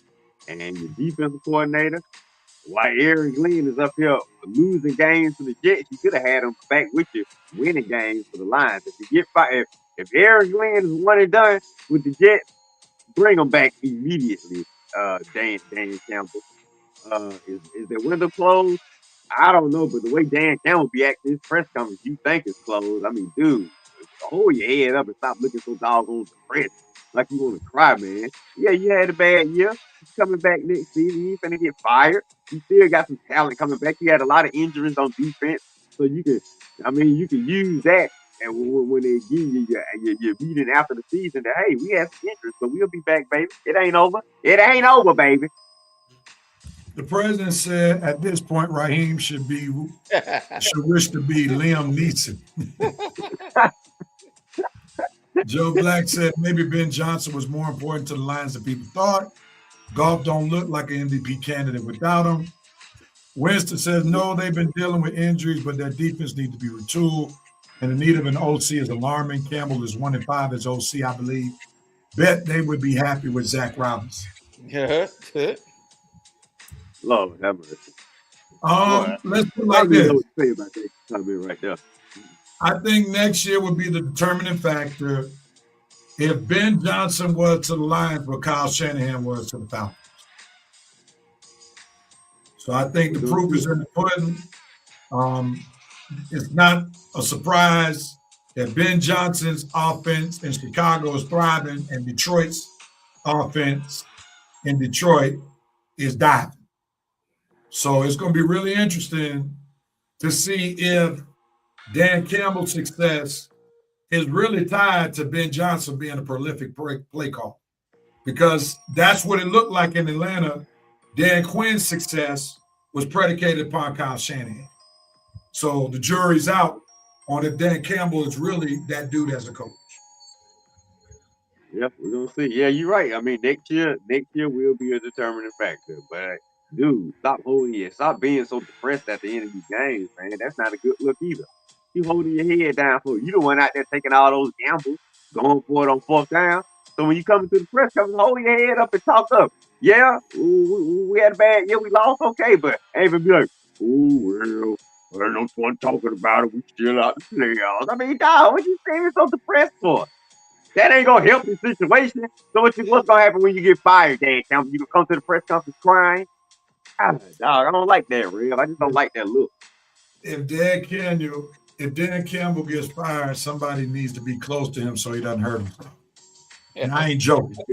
That's what I'm talking about right now. You see what you just said? That thinking right there is the main reason I'm telling him stop coming to his press conference, because see what you just said. Man, you fear for the man to harm himself if he get fired. That's how depressed he be. Yeah. Joe Black said maybe we should have tried to get Ben Johnson. You think? Maybe. What are you talking about, baby? I told y'all to fire the clown last year after the Redskins game. Y'all don't want to let them bring him back, give him another chance. Well, you see how that worked out. Yeah, because if you had fired Raheem last year, Ben Johnson would have been available for the hire. Here it is. Falcons hire a firm to do job to evaluate the culture. Red, your thoughts as the primary Falcons fan on this panel? Just more idiotic crap from that idiotic owner, real. I mean, Lord have mercy, dude. Why do you need a firm in evaluating or hiring a consultant, any firm to tell you how to do your job? What do you have? What's Rick McKay doing? Is he not consulting you? Is he not evaluating things for you? I mean, you keep him on payroll, so he should be doing some of this. And the fact that you can't do this yourself, Arthur Blank, let me know, man. You don't need that. You really don't need to have a football team. You really don't. I'm saying, what do you have? What are you on a football team for if you can't make these decisions yourself? You watching every game. You up in the press conference looking, and then coming down on the field watching. So you at every game. What in the world is an evaluating firm gonna tell you that you don't already know, Arthur Blank? You already know Raheem ain't it. You already know that Terry might not be it, even though he's had a couple of good drafts the last 2 years. So, dude, this is your decision. Either you're gonna make a move and get rid of these guys, or you're gonna bring them back for one more year. Thinking about it long term, you probably need to bring them back for one more year since we don't have a first round draft pick and hardly any salary cap space. Now, if you're gonna get rid of them, 2027, when we have salary cap space and the first round pick, that might be the way to go. It ain't gonna matter because we ain't gonna win it all next year anyway. Done. Coach. I'm firm on the belief that they don't need a firm. Simple as that. What do you need? What do you need a firm for? You're not evaluating stock portfolios or anything. You're evaluating a football team. Waste of money, waste of time, waste of effort. Well, I think that's part of a joke, to be honest, that they're trying to play the Falcons fan base to make it look like they're really trying to get to the nuts and bolts of the problem. And the fans, the smart ones that you do have, can tell you what's wrong. And this is just nothing but a scam to act like they're doing something. And this shows that Arthur Blank is just as much the problem of the Falcons' lack of success to anybody else. Bottom line. Thank you. Going back, Dan Campbell worried about somebody egging his house again. That's fucking so sad. That should be the least of it problem. Joe Black said, unfortunately, it's the same firm that had us hire Raheem and Arthur Smith. Thank you. So why you keep listening to him? Wednesday said that firm has been around for years with the Falcons. This is literally an update report. Same firm that hired Rod and Arthur Smith. This isn't an isolated event. Someone just dropped it like it was. Jerome K said this is a waste of money and the fans emotional. Man, how are you spelling emotional, bro? Emotional investment. Emotional. A winning culture is missing. Now, that point you made very clear and you spelled it right, sir. The president said, evaluate culture. We just need the team to win. This akin to buying cloth with the packet. Probably came out. Peter Popoff. Lord have mercy. President, you got down on that one. I was just about to say, right there, you got down with that one. Peter Popoff. All right, last the 5-5 coach will come to you. Lakers and Hawks both have issues, and it seems like these issues have been exacerbated since LeBron has come back for the Lakers and Trae Young has come back for the Hawks. What says you, Coach? There's only one word, just like Kendrick Perkins said about the Lakers. They can't guard a parked car. It's simple as that. The defense on both teams is horrific. They have some of the most offensive teams in the NBA. They can shoot the lights out the gym, but they can't jump over a flat nickel because both of them are looking terrible on defense. It's simple as that. It ain't no mystery about it. It's defense. If they stop people, they're gonna win games and they're gonna make themselves viable coming into the playoffs. It's simple as that. There's no need for no smoke and mirrors. It's defense. So that's it. No more, nothing else. Bro, what you got? I can't believe this, man, but yeah, Coach said it all for both of my teams. I mean, he broke it down perfectly. That's exactly what it is, defense. And I'll go even further saying, Coach, I don't know how you feel about this moron, Quinn Snyder. But me personally, I think he got to go with the Hawks. I think he holding his back. I don't think he's a good coach. I think his defensive mindset is completely non-existent. So I think Quinn Snyder. I put Rev. I got Quinn Snyder in the same league with Raheem.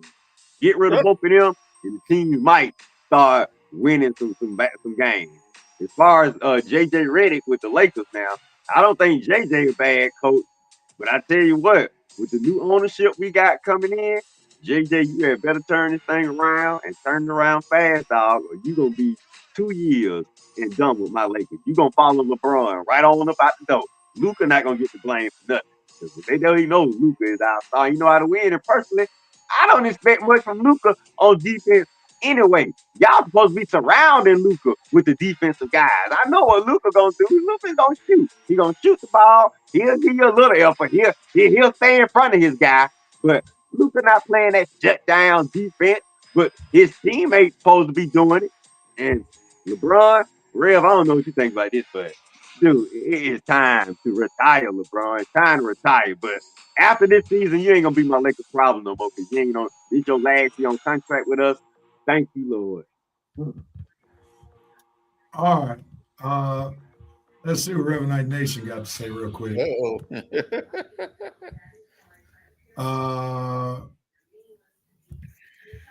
Joe Black said we need to have a prayer session with Pastor Turner and the mother of the farmers right now. Winston said, going back to the Falcons, I said on my show Wednesday, the link of the permanent involvement was an inside job to placate fans. So when Rod and Zach come back, they can smooth it over with this report. And that was the Falcons need a prayer meeting, a prayer session. I got it. With the mothers of Mount Vernon and Friendship. Oh yeah, like they gonna come back and give us a present. They the reason we in this mess. The irony of that is those were the churches that were torn down to build the stadium. Oh Lord. Hey Ray, will you believe I actually went to summer camp all those years ago at one of those churches? A few years wow, back. which one? Which one? I think it was Friendship. Because they was near the camp. It was Camp Best Friends. They had a little summer camp over there one year. Okay. Winston said that's the issue. You don't expect Luka to do anything on defense and you can't win like that. We can win like that. Luka ain't playing no defense and we still can win. Get rid of LeBron, we can win. Jerome K said, when I mentioned that LeBron would disrupt the Lakers' chemistry upon his insertion into the starting lineup, Redding coach attempted to mock me. Whoa. When did I mock you? I didn't say anything about LeBron being inserted into nothing. I didn't care about talking about. What I didn't say anything about that. I have no idea what you're talking about, Case. Are you sure you read that right? I know you can't read that good. Are you sure you read me and Coach's comments right? Maybe you misspelled. Maybe Coach, did we misspell a few words? Or what are you talking about? I said LeBron is not going to do anything to the starting lineup. I didn't say nothing about that. Because at that time, okay. Well, now you kind of proving his point, Coach, when you say that. Because he was saying LeBron would disrupt, and you saying LeBron won't do anything to start lineup. Whatever. I may have said didn't. I don't know. I don't remember that far back. We probably said that we don't think he's gonna disrupt it. I probably did because we were winning. So is that what you're saying? We didn't think he was gonna come back and disrupt it in a negative way, and we wrong about that. Is that what you're saying? Okay. I probably didn't think you. I thought we would just keep on gliding. I think Winston said something. Let me see. I read your Luka comment. My name is Luka. Yeah, is this the one? That's the issue. I read that one already, unless you said something else. I don't think you said anything else, but I read this comment, Winston. We read your Luka comment, and we don't agree. Next. Well, I'm gonna say this. Typically, you want your players to play defense. Luka is going to have to be surrounded by a bunch of defenders in order for it to help the Lakers. And the problem with the Lakers is this. They do have some defenders. Unfortunately, they don't have too many great perimeter defenders. This is why they get blown out against the Oklahoma City Thunders, against the San Antonio Spurs, because they don't have enough guard defenders. If you look at Oklahoma City, you got SGA. You got Williams, who's solid. You need premier defenders on the wing to be able to slow them down. If you look at San Antonio Spurs, you got Castle, you got Fox, you got Vassell. The Lakers don't have anybody who can defend those guys. So it's a personnel issue. And then the other thing is they still need more size.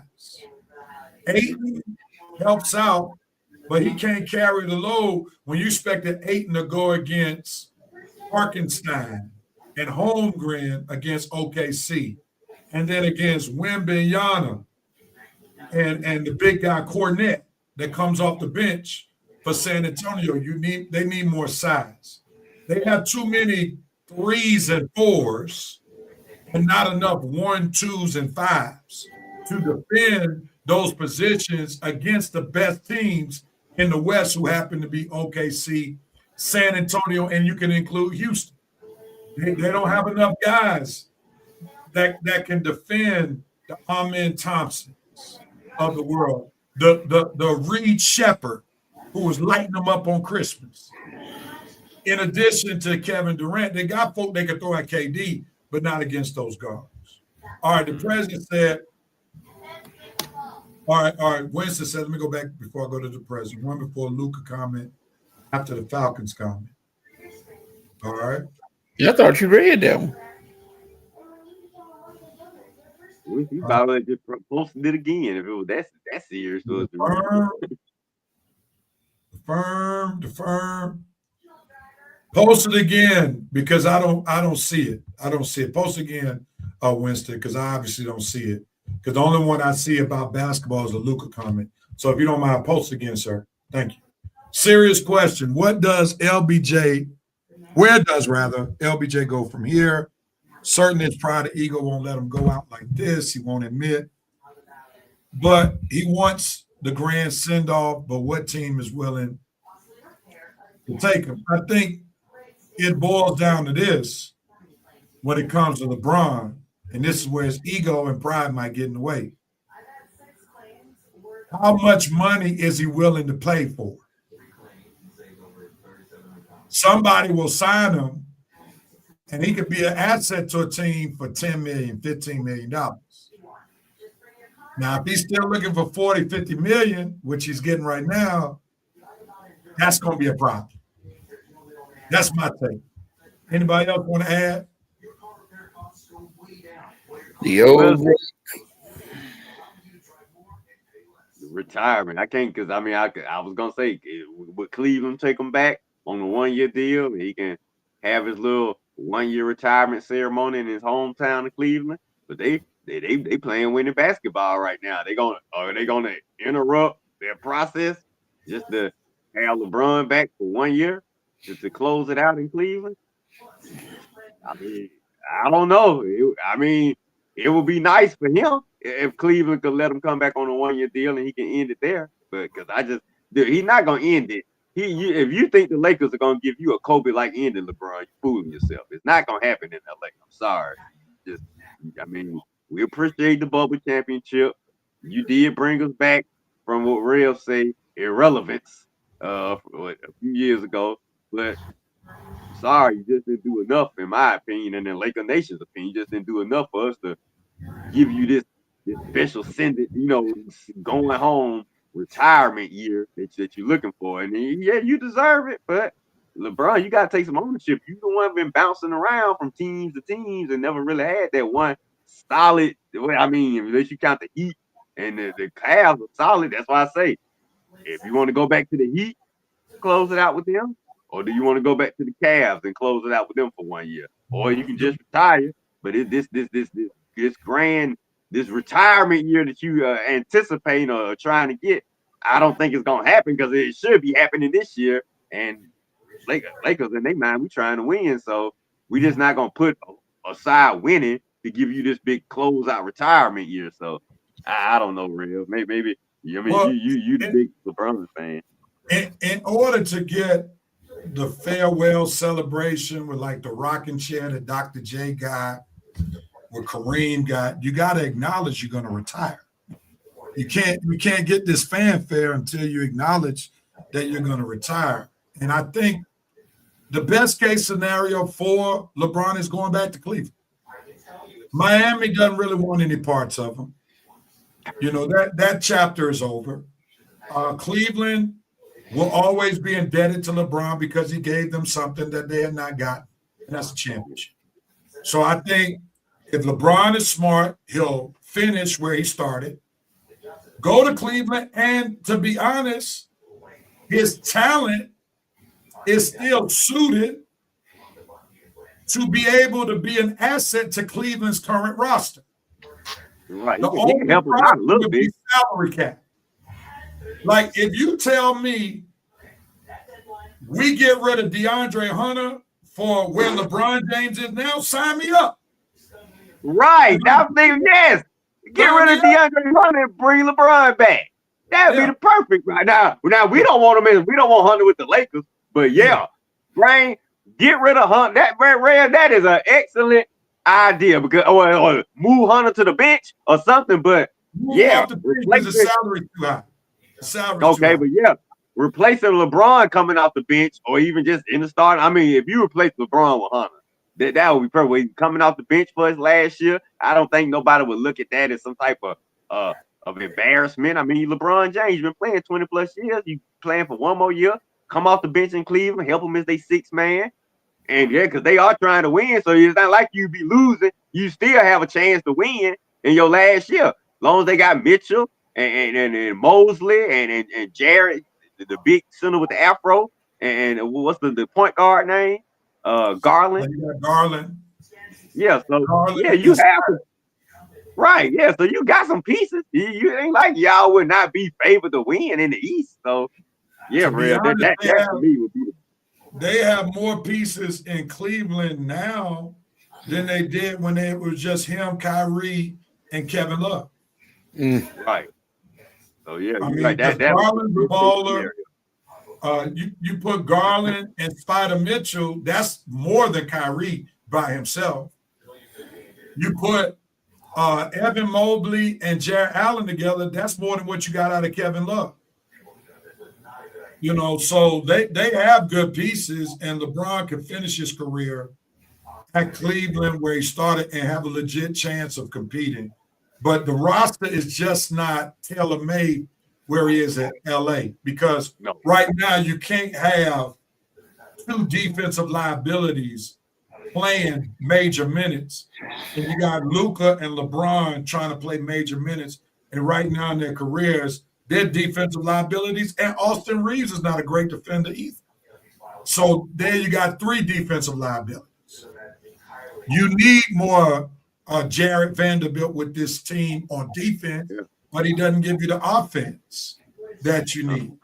You know, so it's a personnel problem in LA. And then when we go to the Hawks, it's a Trae Young problem with the Hawks. I mean, the bottom line is you can't have all these defensive guys trying to offset what Trae Young doesn't give you defense. You're better off getting rid of Trae Young. The Trae Young experiment has to end. You're not going to win anything as with Trae Young being Batman on anybody's team. Nope. That's just the bottom line. You got to send him somewhere. You play better basketball without him because you can play better defense and you're not giving up easy points on the team. I mean, I'm learning this. Please forgive me for taking seriously NBA 2K. I'm going through this right now, NBA 2K, where Philly fans would kill me for this. I'm playing with Philadelphia 76ers. I'm going to have to trade Tyrese Maxey after this year because he's a defensive liability. Yeah, see that? You go, Rev. You sound like my brother. He traded Tyrese Maxey for Cooper Flag. I said, stop. I'm going to call the game and shut down on you. But on that game, he's getting killed by the bigger guards and the stronger guards. Right? And I'm getting tired of trying to hide him on defense. And that's what the Hawks are having to do with Trae Young. They got to try to hide him on defense. And in this NBA, where people just try to find the matchup they want to exploit, it doesn't work for the Hawks. Your situation is easy, Rev. You just bring back Kuminga like you always do, and he dominates. Unfortunately, the Kuminga they made in 2020 is not the Kuminga that's the real deal. Now, Rev, did I tell you got to upgrade your games? You got to get the new version, man. I mean, I just can't get the new version every year. I just can't do it, especially because I'm a franchise mode guy.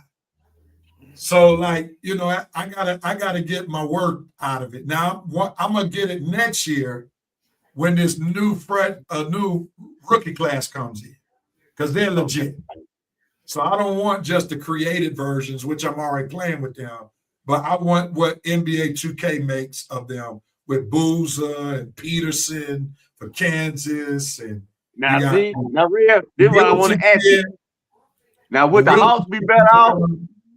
Would the Hawks be better off grabbing one of these point guards coming out in the draft and moving on for Trae Young and put one of these young point guards coming out? Because this draft is point guard heavy. I grab one of these new point guards and put them with the Hawks and send Trae Young away. That kid a Cuff that plays for Arkansas is tough. See? I don't know if Peterson is considered a point guard for Kansas, but he can play the position. He's a stud. Peterson, but you do agree. You do agree the Hawks got to get bigger at the point guard position. Oh, for sure. They got to get rid of Trae Young. And here's the problem. And this is why they can't sign him to an extension. Nobody wants him. Nope. Nobody wants him at that price tag. Not that, with that second apron, like the Lakers would have taken him without the second apron. $50 million. I feel like Chris Tucker and Rush Hour. $50 million for Trae Young. Yeah. And they're not taking Trae Young now because of the apron. That's just the bottom line. That second apron has stopped trades like the Hawks would have been able to make prior to the second apron. But nobody wants to get over the luxury tax to pay for Trae Young, who does not guarantee victory. People are chiming in. Let me go back. Jerome said LeBron is going to spoil his farewell tour buzz. This should have been his last year. Winston said Luka and Reeves can't play defense, and Bron is nowhere near the defender that he was when he was younger. That's fact. All right, Winston. Find a little objective statement about your boy. Like that. Jerome K said the Hawks must separate from Young. The experiment's run its course. We agree. Winston said, I said a long time ago the Hawks should have kept DeJounte Murray and got rid of Trae. Then you would have had a reliable replacement. The only problem with that is, Winston, and I would agree with you in principle, but since DeJounte has left the Hawks, he hasn't been on the court much. Like, he has done nothing for the Pelicans, and the Pelicans are embracing their youth movement. So the Hawks are looking real good now that they traded the lesser of the players who was available. Like he's not available. So the Hawks actually are winning that trade because Dyson Daniels has done more for the Hawks than DeJounte Murray has done for the Pelicans. And we were doing okay when we had Dyson playing the point, even though he's not the scorer that Trae Young is. He can play defense. You have Walker Scott, the guy y'all got from the Timberwolves. He was playing the point. Daniels was still at the 2. But with those two guys, you had size at the guard position who both could defend. So that helped out the Hawks a great deal. And the Hawks did say, if Jalen Johnson is going to take that next step, you need to get rid of Trae Young. Right. Let Jalen Johnson be the star or try to find somebody to get rid of. Let Trae Young's contract expire. Find another player in the draft that you can build around this young core and see what you got. But with Trae Young, it's not it. Matter of fact, before we leave the topic, let me see when Trae Young's contract expires. Is it this year? Yeah, it is. Well, no, he got the player option next year. He has a player option. A lot of folks think he's going to opt out. Oh, he does have a 48.9 player option for 26-27. That's the Hawks' best option to let him opt out. Just don't worry about getting anything returned for him. because nobody's going to give you anything of real value. And then on top of that, Red Trey come back in the game. You put Nikhil Walker Alexander on the bench, and we need him in the starting lineup. Right. He's a solid offensive player and a solid defender, and he gives you more on both sides of the court than Trae Young does just offensively, and that's what you need. Let Daniels be at the point. Let Nall be at the 2. Give me Daniels. Give me Zach. And I even get Asa Newell. Give him some more playing time because Asa Newell has been doing okay for us.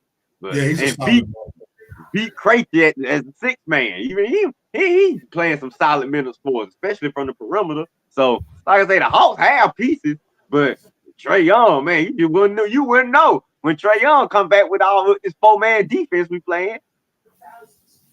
Yeah, and that's why I can't be as hard on Quinn Snyder as you are, Red, because Quinn did show something when Trae was not there.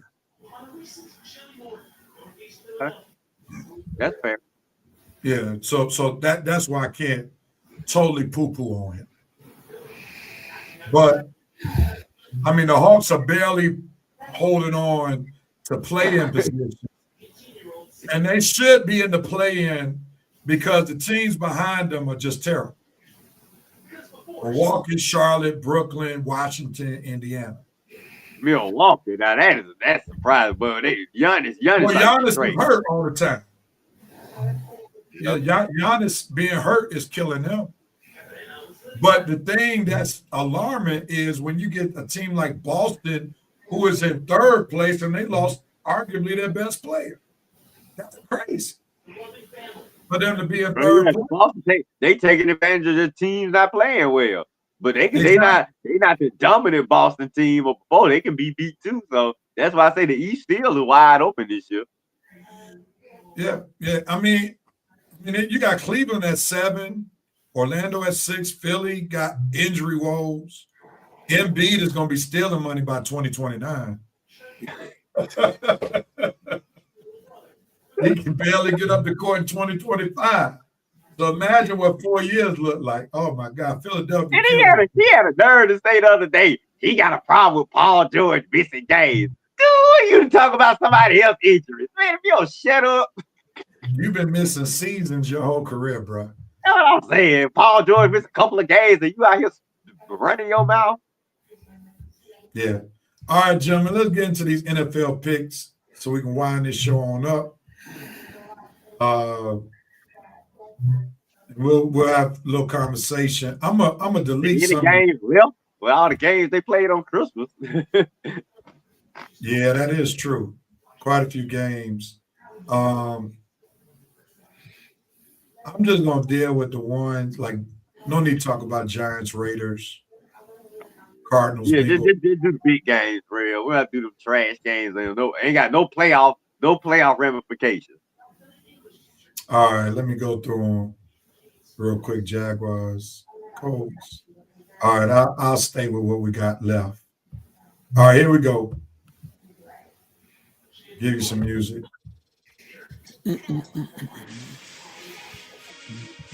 And since I dropped the ball this year, I'm going to do something I've never done.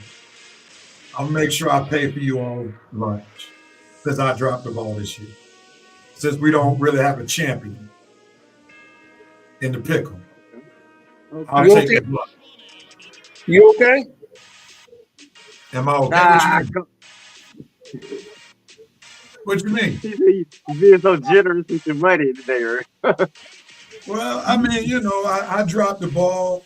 We've had a pick'em challenge every year, but the half a season we did when we first started the show, and that's all on me. So I have to take the brunt of that. That we're not declaring the champion this year. Yeah. I got a call the other day. They was asking about you. Who's that? Longhorn.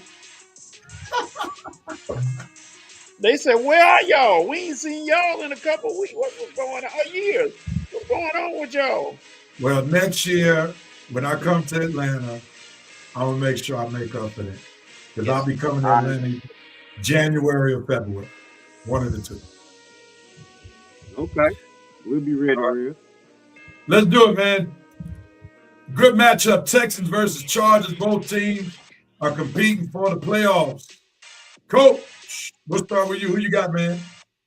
That Texas defense is hard to swallow, boy. No doubt about it. They have brought this team back from out of nowhere to come in and just start savaging teams. And then CJ Stroud has hit a stride coming back, playing pretty decent. So I'm going to go with the Texans defense. All right, Real, who you got? Texans versus Chargers. Yeah, Chargers, they've been hanging on and hanging on. They've been playing, you know, they got a lot of injuries this year, but the fact they in this position to show you what a good coach Jim Harbaugh have and show you what a good GM they have for this depth they have. But I'm with Coach, man. I like the way this Texas defense has been pretty much carrying him. I mean, they haven't pretty much reduced CJ Stroud to a game manager now. He just needs to make a couple of plays a game. This defense gonna carry him all the way through. Even though they on the road, but they on the road in LA. And I know the Texans don't want to show that LA crowd that, hey, we're a defense to be reckoned with. So I'm still gonna take them on the road versus the Chargers. We might be wrong, Coach, but their defense is playing some good ball right now. I like D'Amico Ryan. All right, let's move on to the next game. The Ravens have a puncher's chance of getting in the playoffs. They're trying to, only way they can get it is if they win the division. And the Steelers, with a win this week, they clinched the division. The Packers right now have the 7th position in the NFC. So we'll start with you, Red. Who you got, Ravens or Packers? Packers all the way. Coach, get the champagne and your confetti ready, because y'all finna clinch the division this week. It is over for the Ravens. It might be over for Coach Harbaugh. Lamar not even playing tonight. You got Tyrone Huntley playing in a big game on the road in Green Bay, and you think that's gonna help you win the division? Absolutely not. I don't care if Malik Willis is playing tonight. Love Dr. or Malik Willis. The Ravens are losing. The Packers are going to win. It is over with for Baltimore. Coach, you still win the division. Congratulations. Coach, who you got, the Packers, and tell us why. Yeah, it's going to be the BOB, the battle of the backups. And Snoop play well now. They got the big fullback coming back, and they're gonna have to rely on Derrick Henry big time. But they playing in Lambeau Field, and those Lambeau Field people, they smell that getting in the playoffs since the Lions decided to pull a choke sandwich and not get in there. So I'm gonna go with the Packers going on pulling it out over the Ravens. Next one, the Reverend next. What's that? Go ahead. I'm Coach. I'm sorry. There's some discord in the Ravens locker room. Apparently they rumoring, but I haven't heard anything about it. But they said some ill feelings with some people going on, and I hate that to happen at this time of the year. Wrong time. All right, John next one. Harbaugh. Coach, it's on you. Jaguars versus the Colts. The Colts are trying to hold on to their slim playoff hope. They're trying to win their division. They're competing with Houston for the last wild card spot. Who you got, Coach? Phillip Rivers, been a nice story coming back.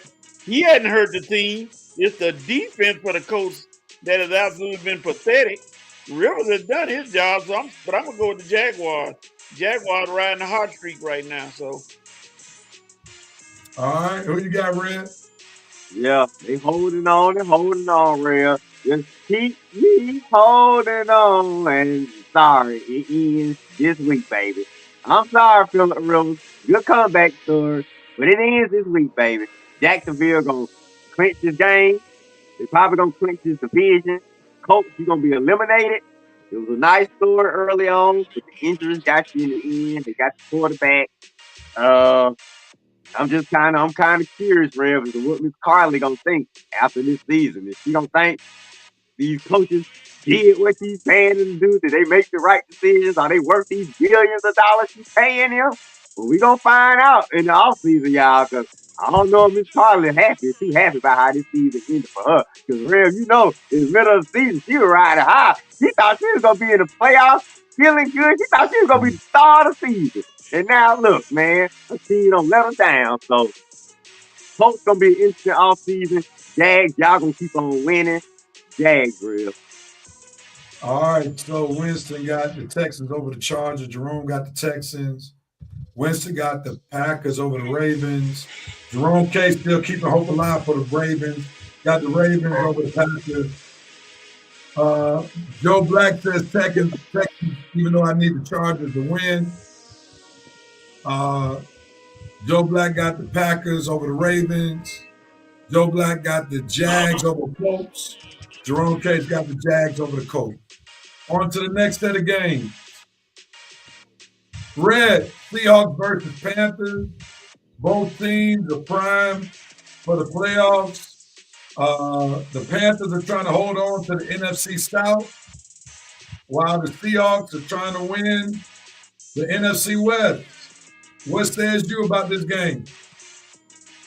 Man, these one of these games that even though you know who's the better team, you just don't know how it's gonna end up. I mean, I know Seattle's the better team, but they playing on the road, Panthers, same Donald. You still capable of making them same old mistakes, even though your team just be still winning, even with mistakes. So that being said, Carolina, man, y'all probably want to hear with y'all being first in division. You don't want to let them go. But I don't care. I'm gonna let the Carolina in the book figure this out. My Falcons ain't got nothing to do with this. I'm taking Seattle. All right, who you got, Coach? Seattle. Sea Chickens got still rolling, so I'll go with Seattle. All right, 13 interceptions from Sam Darnold. 13, real. Here's the irony. Sam Darnold will be playing against one of the teams he played for a short period of time. Yep. Right. All right, here it is. Next one. Philadelphia, who's coming off 2 cupcake wins against the Raiders and the Washington Commanderless Jaden Daniels. They go into Buffalo to play against Josh Allen and the Buffalo Bills. Coach, who you riding with in this one? Anybody that can beat the Bills, I'm for them. I'm with the Eagles. I don't want Josh Allen to win nothing. What's your issue with Josh Allen? He might have to play us in the playoffs. Okay, that's clearly still a fan issue. Okay. All right. All right, Red, who you got, man? You know who I got, real? I'm riding with Josh and Haley and the new baby on the way, and Buffalo 4 straight wins. And like you say, Eagles been playing these little cupcakes, making their fans think that, oh yeah, we don't turn it around, we don't figure things out. But don't worry, real, because Philadelphia radio gonna be exciting again this week, because they going into Buffalo, and Buffalo gonna get them a real reality check, and it's gonna expose them once again.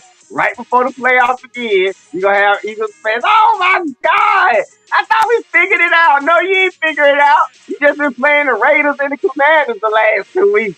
Anybody can play Marcus Mariota, and I don't even know who the Raiders quarterback is. Geno Smith or somebody. But look, you playing MVP talent now. You playing a good Buffalo team that's trying to prove that they belong and they the championship team of the AFC. So, good luck, Philly, but I'm taking Buffalo because I don't trust y'all at all. All right. Big game, Red. Sunday night, Bears versus 49ers. 49ers are on a roll. The Bears are doing well with Ben Johnson as their coach. This is probably a game between 2 of the best offensive play callers in the NFL, Kyle Shanahan for the 49ers and Ben Johnson for the Bears. Who you got, Red? Man, this is going to be a good one.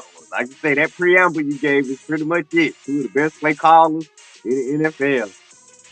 I'm going with my young boy. I'm going with the Bears. I've been riding with them all year long. I ain't gonna jump off the train now, especially against a guy who I don't really like. So, any chance I can go against Kyle, I'm gonna do it. And for the team I've been riding with, Caleb and Ben and Swift and the little young kid that's behind Swift. They've been rolling. I know they don't got Rome Medusa this week, but you still got DJ Clark. You still got that tight end Lovely. You got enough. You got enough in the bucket to play with the Niners. I mean, that's like when you got Ben Johnson, it doesn't even matter who's on the field. Somebody gonna be on the field that can make the play. Just like with the Niners, it don't really matter who hurt. If you got Kyle Shanahan, somebody gonna be on the field that can make some plays. So it's gonna be a good matchup, and I think it'll come down to the end. And I think Carol Santos, the Bears field goal kicker, will be the one deciding in the end. And get the Niners by 3, 24-21, Chicago. Coach, what says you about this game, sir? Oh man, it's a toss-up and a half, but I think the Bears are gonna sneak it out.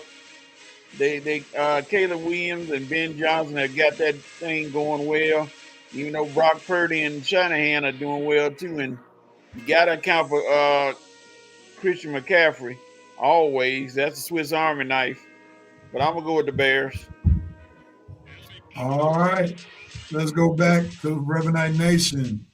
Winston got the Seahawks over the Panthers. Joe Black, you could tell that the Falcons are not playing for anything for him to pick the Panthers over the Seahawks. Right. Jerome Case, Seahags over the Panthers. Winston got the Bills over the Eagles. Joe got the Bills over the Eagles. Winston going with the Bears over the 49ers.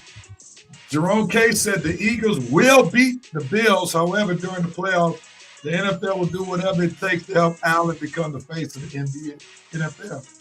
That's an interesting take. Joe Black got the Bears over the 49ers. Jerome got the 49ers over the Bears. All right, to the last two games, which would have normally been deleted, but because they are fan favorites of Red and Colt, we'll start with the Steelers versus the Browns. The Browns are not in playoff contention. The Steelers need a victory to clinch the AFC divisional title in their division. Red, you going with the Steelers? Yep. I mean, I like Shadul, but I mean, you proven you can get another chance next year, but Steelers playing for something. And I know they ain't gonna have DK Metcalf. Man, somebody else, one of them other receivers gonna step up. But with the way Cleveland defense been playing the last few weeks, man, Rodgers, the Steelers should win this game pretty handily. And the way the Steelers defense been playing, you're not running on the Steelers. So if you can't run on the Steelers, they ain't gonna let you do it. Just sit back there and throw on them all day long. But like I say, Browns give them a little game, but that's about it. Steelers, they know the division on the line, and once the Ravens get beat tonight, they know all they gotta do is take care of the Browns, and playoffs here we come. You can sit Aaron Rodgers for a week. DK not playing in the last game won't matter because he already got the division sold up. So this is the game for the Steelers to win, and this is the game they will win. Pittsburgh over Cleveland. All right, Coach. Tell us why the Steelers win. I ain't gonna guarantee a Steelers win because it depends on the night. If the Ravens lose, then it's over. Steelers don't have to win this game. If the Ravens lose, then the division is there. So you might see the Will Howard show come Sunday against the Browns. Will Howard might be the quarterback. Get him some playing time in, and Aaron Rodgers sit over there with his baseball cap on and watch, or his hoodie or whatever. And but then again, I forgot Quinshon Judkins for the Browns had a broken leg, so he's out. So they got no running game, and their defense. Myles Garrett is only playing so he can get his hands on Aaron Rodgers, but Aaron Rodgers may not be there. So the Steelers are win. They'll probably eke out a win just because it's the Browns and they don't like the Browns. But the Browns really have everything going against them. So the Steelers, depending on what happens tonight, we'll see what goes on. All right, yeah, I wasn't thinking about that, real. I wasn't thinking that if the Ravens lose tonight, that Steelers would clinch no matter what. Yeah. Yeah, that's a good They point. they might sit Aaron Rodgers tomorrow. They probably need to get him as healthy as they can for the playoffs. Last game, coach, is on you. The Rams versus the 2-game winning streak Falcons. Yeah. I'm glad you brought that up because it won't happen for a third straight game. The Rams got something to play for, and the Falcons, well, they got something to play for too, just not what everybody wanted it to be. But it's gonna be the Rams. It's gonna be a good game though. It's gonna be high scoring. Red, what you got, man? I don't know how high scoring it's gonna be for us. I know it's gonna be high scoring for the Rams. And I know they definitely need this game after that disappointment in Seattle last week. So yeah, you can forget about it. I am done picking the Falcons. Well, I ain't picking the Falcons for this game. I'm picking the Rams. And I don't feel bad about it. So I mean, Raheem, you a joke. You've been a joke. I'd be glad when you get off my team. I ain't pulling for you to upset the Rams so you can get Arthur Blank and make them feel good about bringing you back next year. I want them to feel bad about bringing you back next year, but saying, man, this about all this what we can do to look good for 2027. But you a joke and your team is a joke, and you're gonna get exposed by the Rams. So I hope you enjoyed this 2-game winning streak because it ends on Monday night, baby. Just don't embarrass my city too bad, but I know that's a lot to ask for. So, Rev, you up in Pennsylvania right now, and close to Steelers fans. So it's gonna be me left here to put up and deal with this embarrassment that's coming in Atlanta on Monday night. So I watch the game with my eyes looking like this. I mean, but like I say, man, exposure is coming on Monday night. I hope Falcon fans are prepared for it. All right, Winston said the Browns will upset the Steelers. And Joe Winston, come on, man. You did give them a pass at the Ravens window, coach. Yeah, but they think it would happen even if Aaron Rodgers was playing. I can tell how they talking. Look at this one. Joe Black says Shador makes his mark. Browns in an upset. Garrett with 2 sacks. What mark he gonna make, Joe? The president says Steelers will win. Myles Garrett gets the sack record. That's more common. That sounds more like it. Falcons upset the Rams 27-24 for the 28. These are some straight delusional fans, man. Delusional. If you take the Falcons, beat the Rams. Jerome K says the Steelers beat the Browns. Shador is expected to face a challenging game because his coach seems to be intent on sabotaging his career. Yeah. Joe Black says Falcons went out. First Cousins throws for 350 yards. Oh my God. You guys are completely delusional. Are y'all insane? Because we beat the Cardinals and some trash team a couple of weeks ago. You think they better handle the Rams, the best team in the NFC? completely delusional. But go ahead. We'll keep laughing at you. The president said for tomorrow, the Falcons would be the Atlanta Bush. And there would definitely be a Ram in it. Rams for the win. Thank you. You see, Ram, you see the president that pull out, he spell it. No upset tomorrow. So you see the president is thinking logically. Now, had the president said that, had the president said I smell it, I probably would have thought twice. But since the president ain't even smelling it, no. Falcons losing this year. He couldn't smell any aroma on that one. Right. Jerome said the Lord works in mysterious ways. Please help the Rams boat race, meaning boat race. I'm done. I am done reading your crap, man. Lord, we need a spell check function on the computer to read your letters, man. I told you. Jerome, I hope you didn't write many love letters to your girlfriend back in the day, man. He must have a condition because you just can't make this kind of stuff up. Both race, the flakings. You see the flakings? Both race. Both race, the flakings. Oh my God, man. Loose Raheem. Loose Raheem. Loose Raheem. All right. We good. Jerome, man, you thank God you say some good things to override that stuff. it's conceivable that the Falcons, Bucks, and Panthers all finish at 8 and 9. That would be amazing. That would be Red, your thought? None of that helps the Falcons at all. I don't know why you want the Falcons to. What difference does it make? Joe Blank. He was doing that to try to push your buttons. He said, "I'm trying for a red ring." Nah, dude, Raheem Morris ain't worth no more red, man. It's time. Oh, Lord. I know what a moron he is. I'm trying to get y'all other Falcon fans on me and Rev level. Winston said it ain't delusion. We can match up with them defensively. The question is what the offense will do. Can't wait to see what you got to say Wednesday, Red, when you figure out Rod's back because of this game.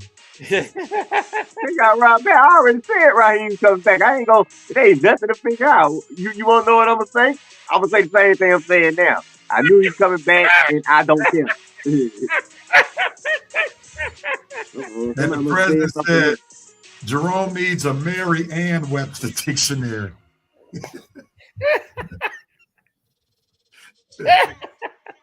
Not a Mary Ann Webster, not the old.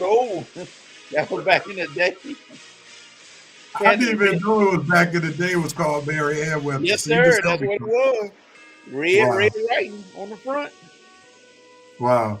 Joe Black said Kirk does show out on Monday Night Football. Yeah, while he doing the weight, Let me cut this music off, man. Y'all, hey, I'm gonna say this. Winston, Joe Black, I give y'all major props for still talking about the Falcons like they're still relevant. I give y'all major props.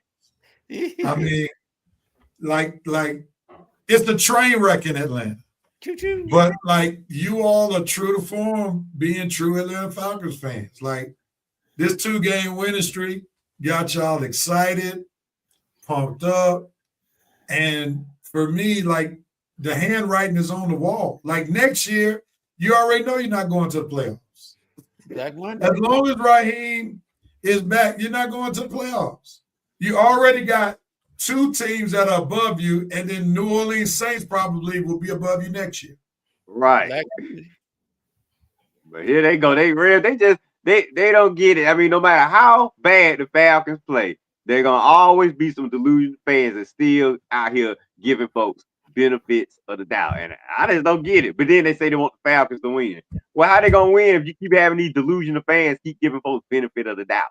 Oh, well, it ain't that bad, you guys. Oh, if this didn't happen, or if that didn't happen, oh, it's not as bad as it looks. It is as bad as it looks, okay? Stop trying to pull the wool over your eyes. It is as bad as it looks, okay? It's actually even worse. So there you go for the Red Rant, Joe. You got you a little what you wanted.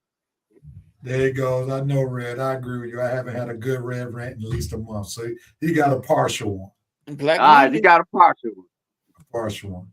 All right, gentlemen, let's close this thing on out. Who has the right to do what, when, where, and how?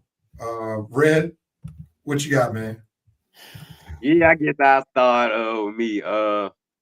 See if I can put into my dope notes and hopes in here since I missed it this morning. Cause yeah, most of them we talked about. We don't got on Trae Young, we don't got on the Lakers and the Falcons just now. So I guess we ain't talked about my Braves in a while. Okay, Braves, I'll give you some more shout outs. You got the right to keep doing what you're doing. I see. We see the moves you're making. You trying to compete, but Braves, you still have the right to open up that wallet just a little bit wider. Okay, because you're competing with the Dodgers. You're competing with all these other guys. Your wallet's open, but it ain't open like this. You got to open like that. You got to open it up like this to compete with the other teams around. But we'll see. We got a good squad offensively coming back. We're just concerned about what the pitching staff gonna do. So, like I say, Alex, you keep dealing how you dealing, and the Braves, you got the right to be back in the thick of things and win the NL East. Let's get another division streak started. Phillies don't want it. The Mets don't want it. They don't have plenty of opportunities to get it, and they haven't won it yet. So obviously, it is up to us to win it. We have the last ring in the division. Just remember, 2021, that's the last ring in our division. So come on, Braves. You got the right to bounce back after this trash season you gave us, man. Coach, who has the right to do what, when, where, and how? Pittsburgh, you had a right to play well tomorrow. I won't be able to see the game, but you had a right to, if you have to win, go ahead and win for the division and go ahead and win another AFC North title. Simple. All right. And Georgia Bulldogs, you have the right to take care of business in the quarterfinals against Ole Miss. You lost in the quarterfinal round last year against Notre Dame. No need to repeat history in that fashion. Repeat a better history where you won 2 championships a few years ago. That's the history that you want to repeat. So go Dogs. Take care of Ole Miss. No excuses. Lane Kiffin is not on the sideline. All right. Let's see. We got a few Rev. I don't have any emotions. I just want to Rev rant. The president said if we bring back the great Turk Schonert for QB, we'll have a chance next year. Not Turk Schonert. Oh, my goodness. Turk Schonert. Okay, thank you for that pronunciation. Wynn said, do I think the Falcons, great team, heavens no. Do I think we can match it with any team? Yes. That's why the game is scheduled, because they have to be played. I don't want Raw, but he'll be here. It's Merriam-Webster Dictionary. No, it Was was Did he spell that one right? Because I thought that Miriam supposed to end with an N. no comment. Leave it alone. I don't know about that one. The president said, Miami Hurricanes, you have the right to make me a believer. You did it against Texas A&M. It can be done. Push pick. Smell it. He's picking. Oh! The Is that official? Omaha State. Okay, I'll take off with the Hurricanes now. I'm with the Hurricanes. If president smell it, then it might happen. All right, Joe Black said, listen, I can enjoy what's happening because I follow Rev's lead and got me.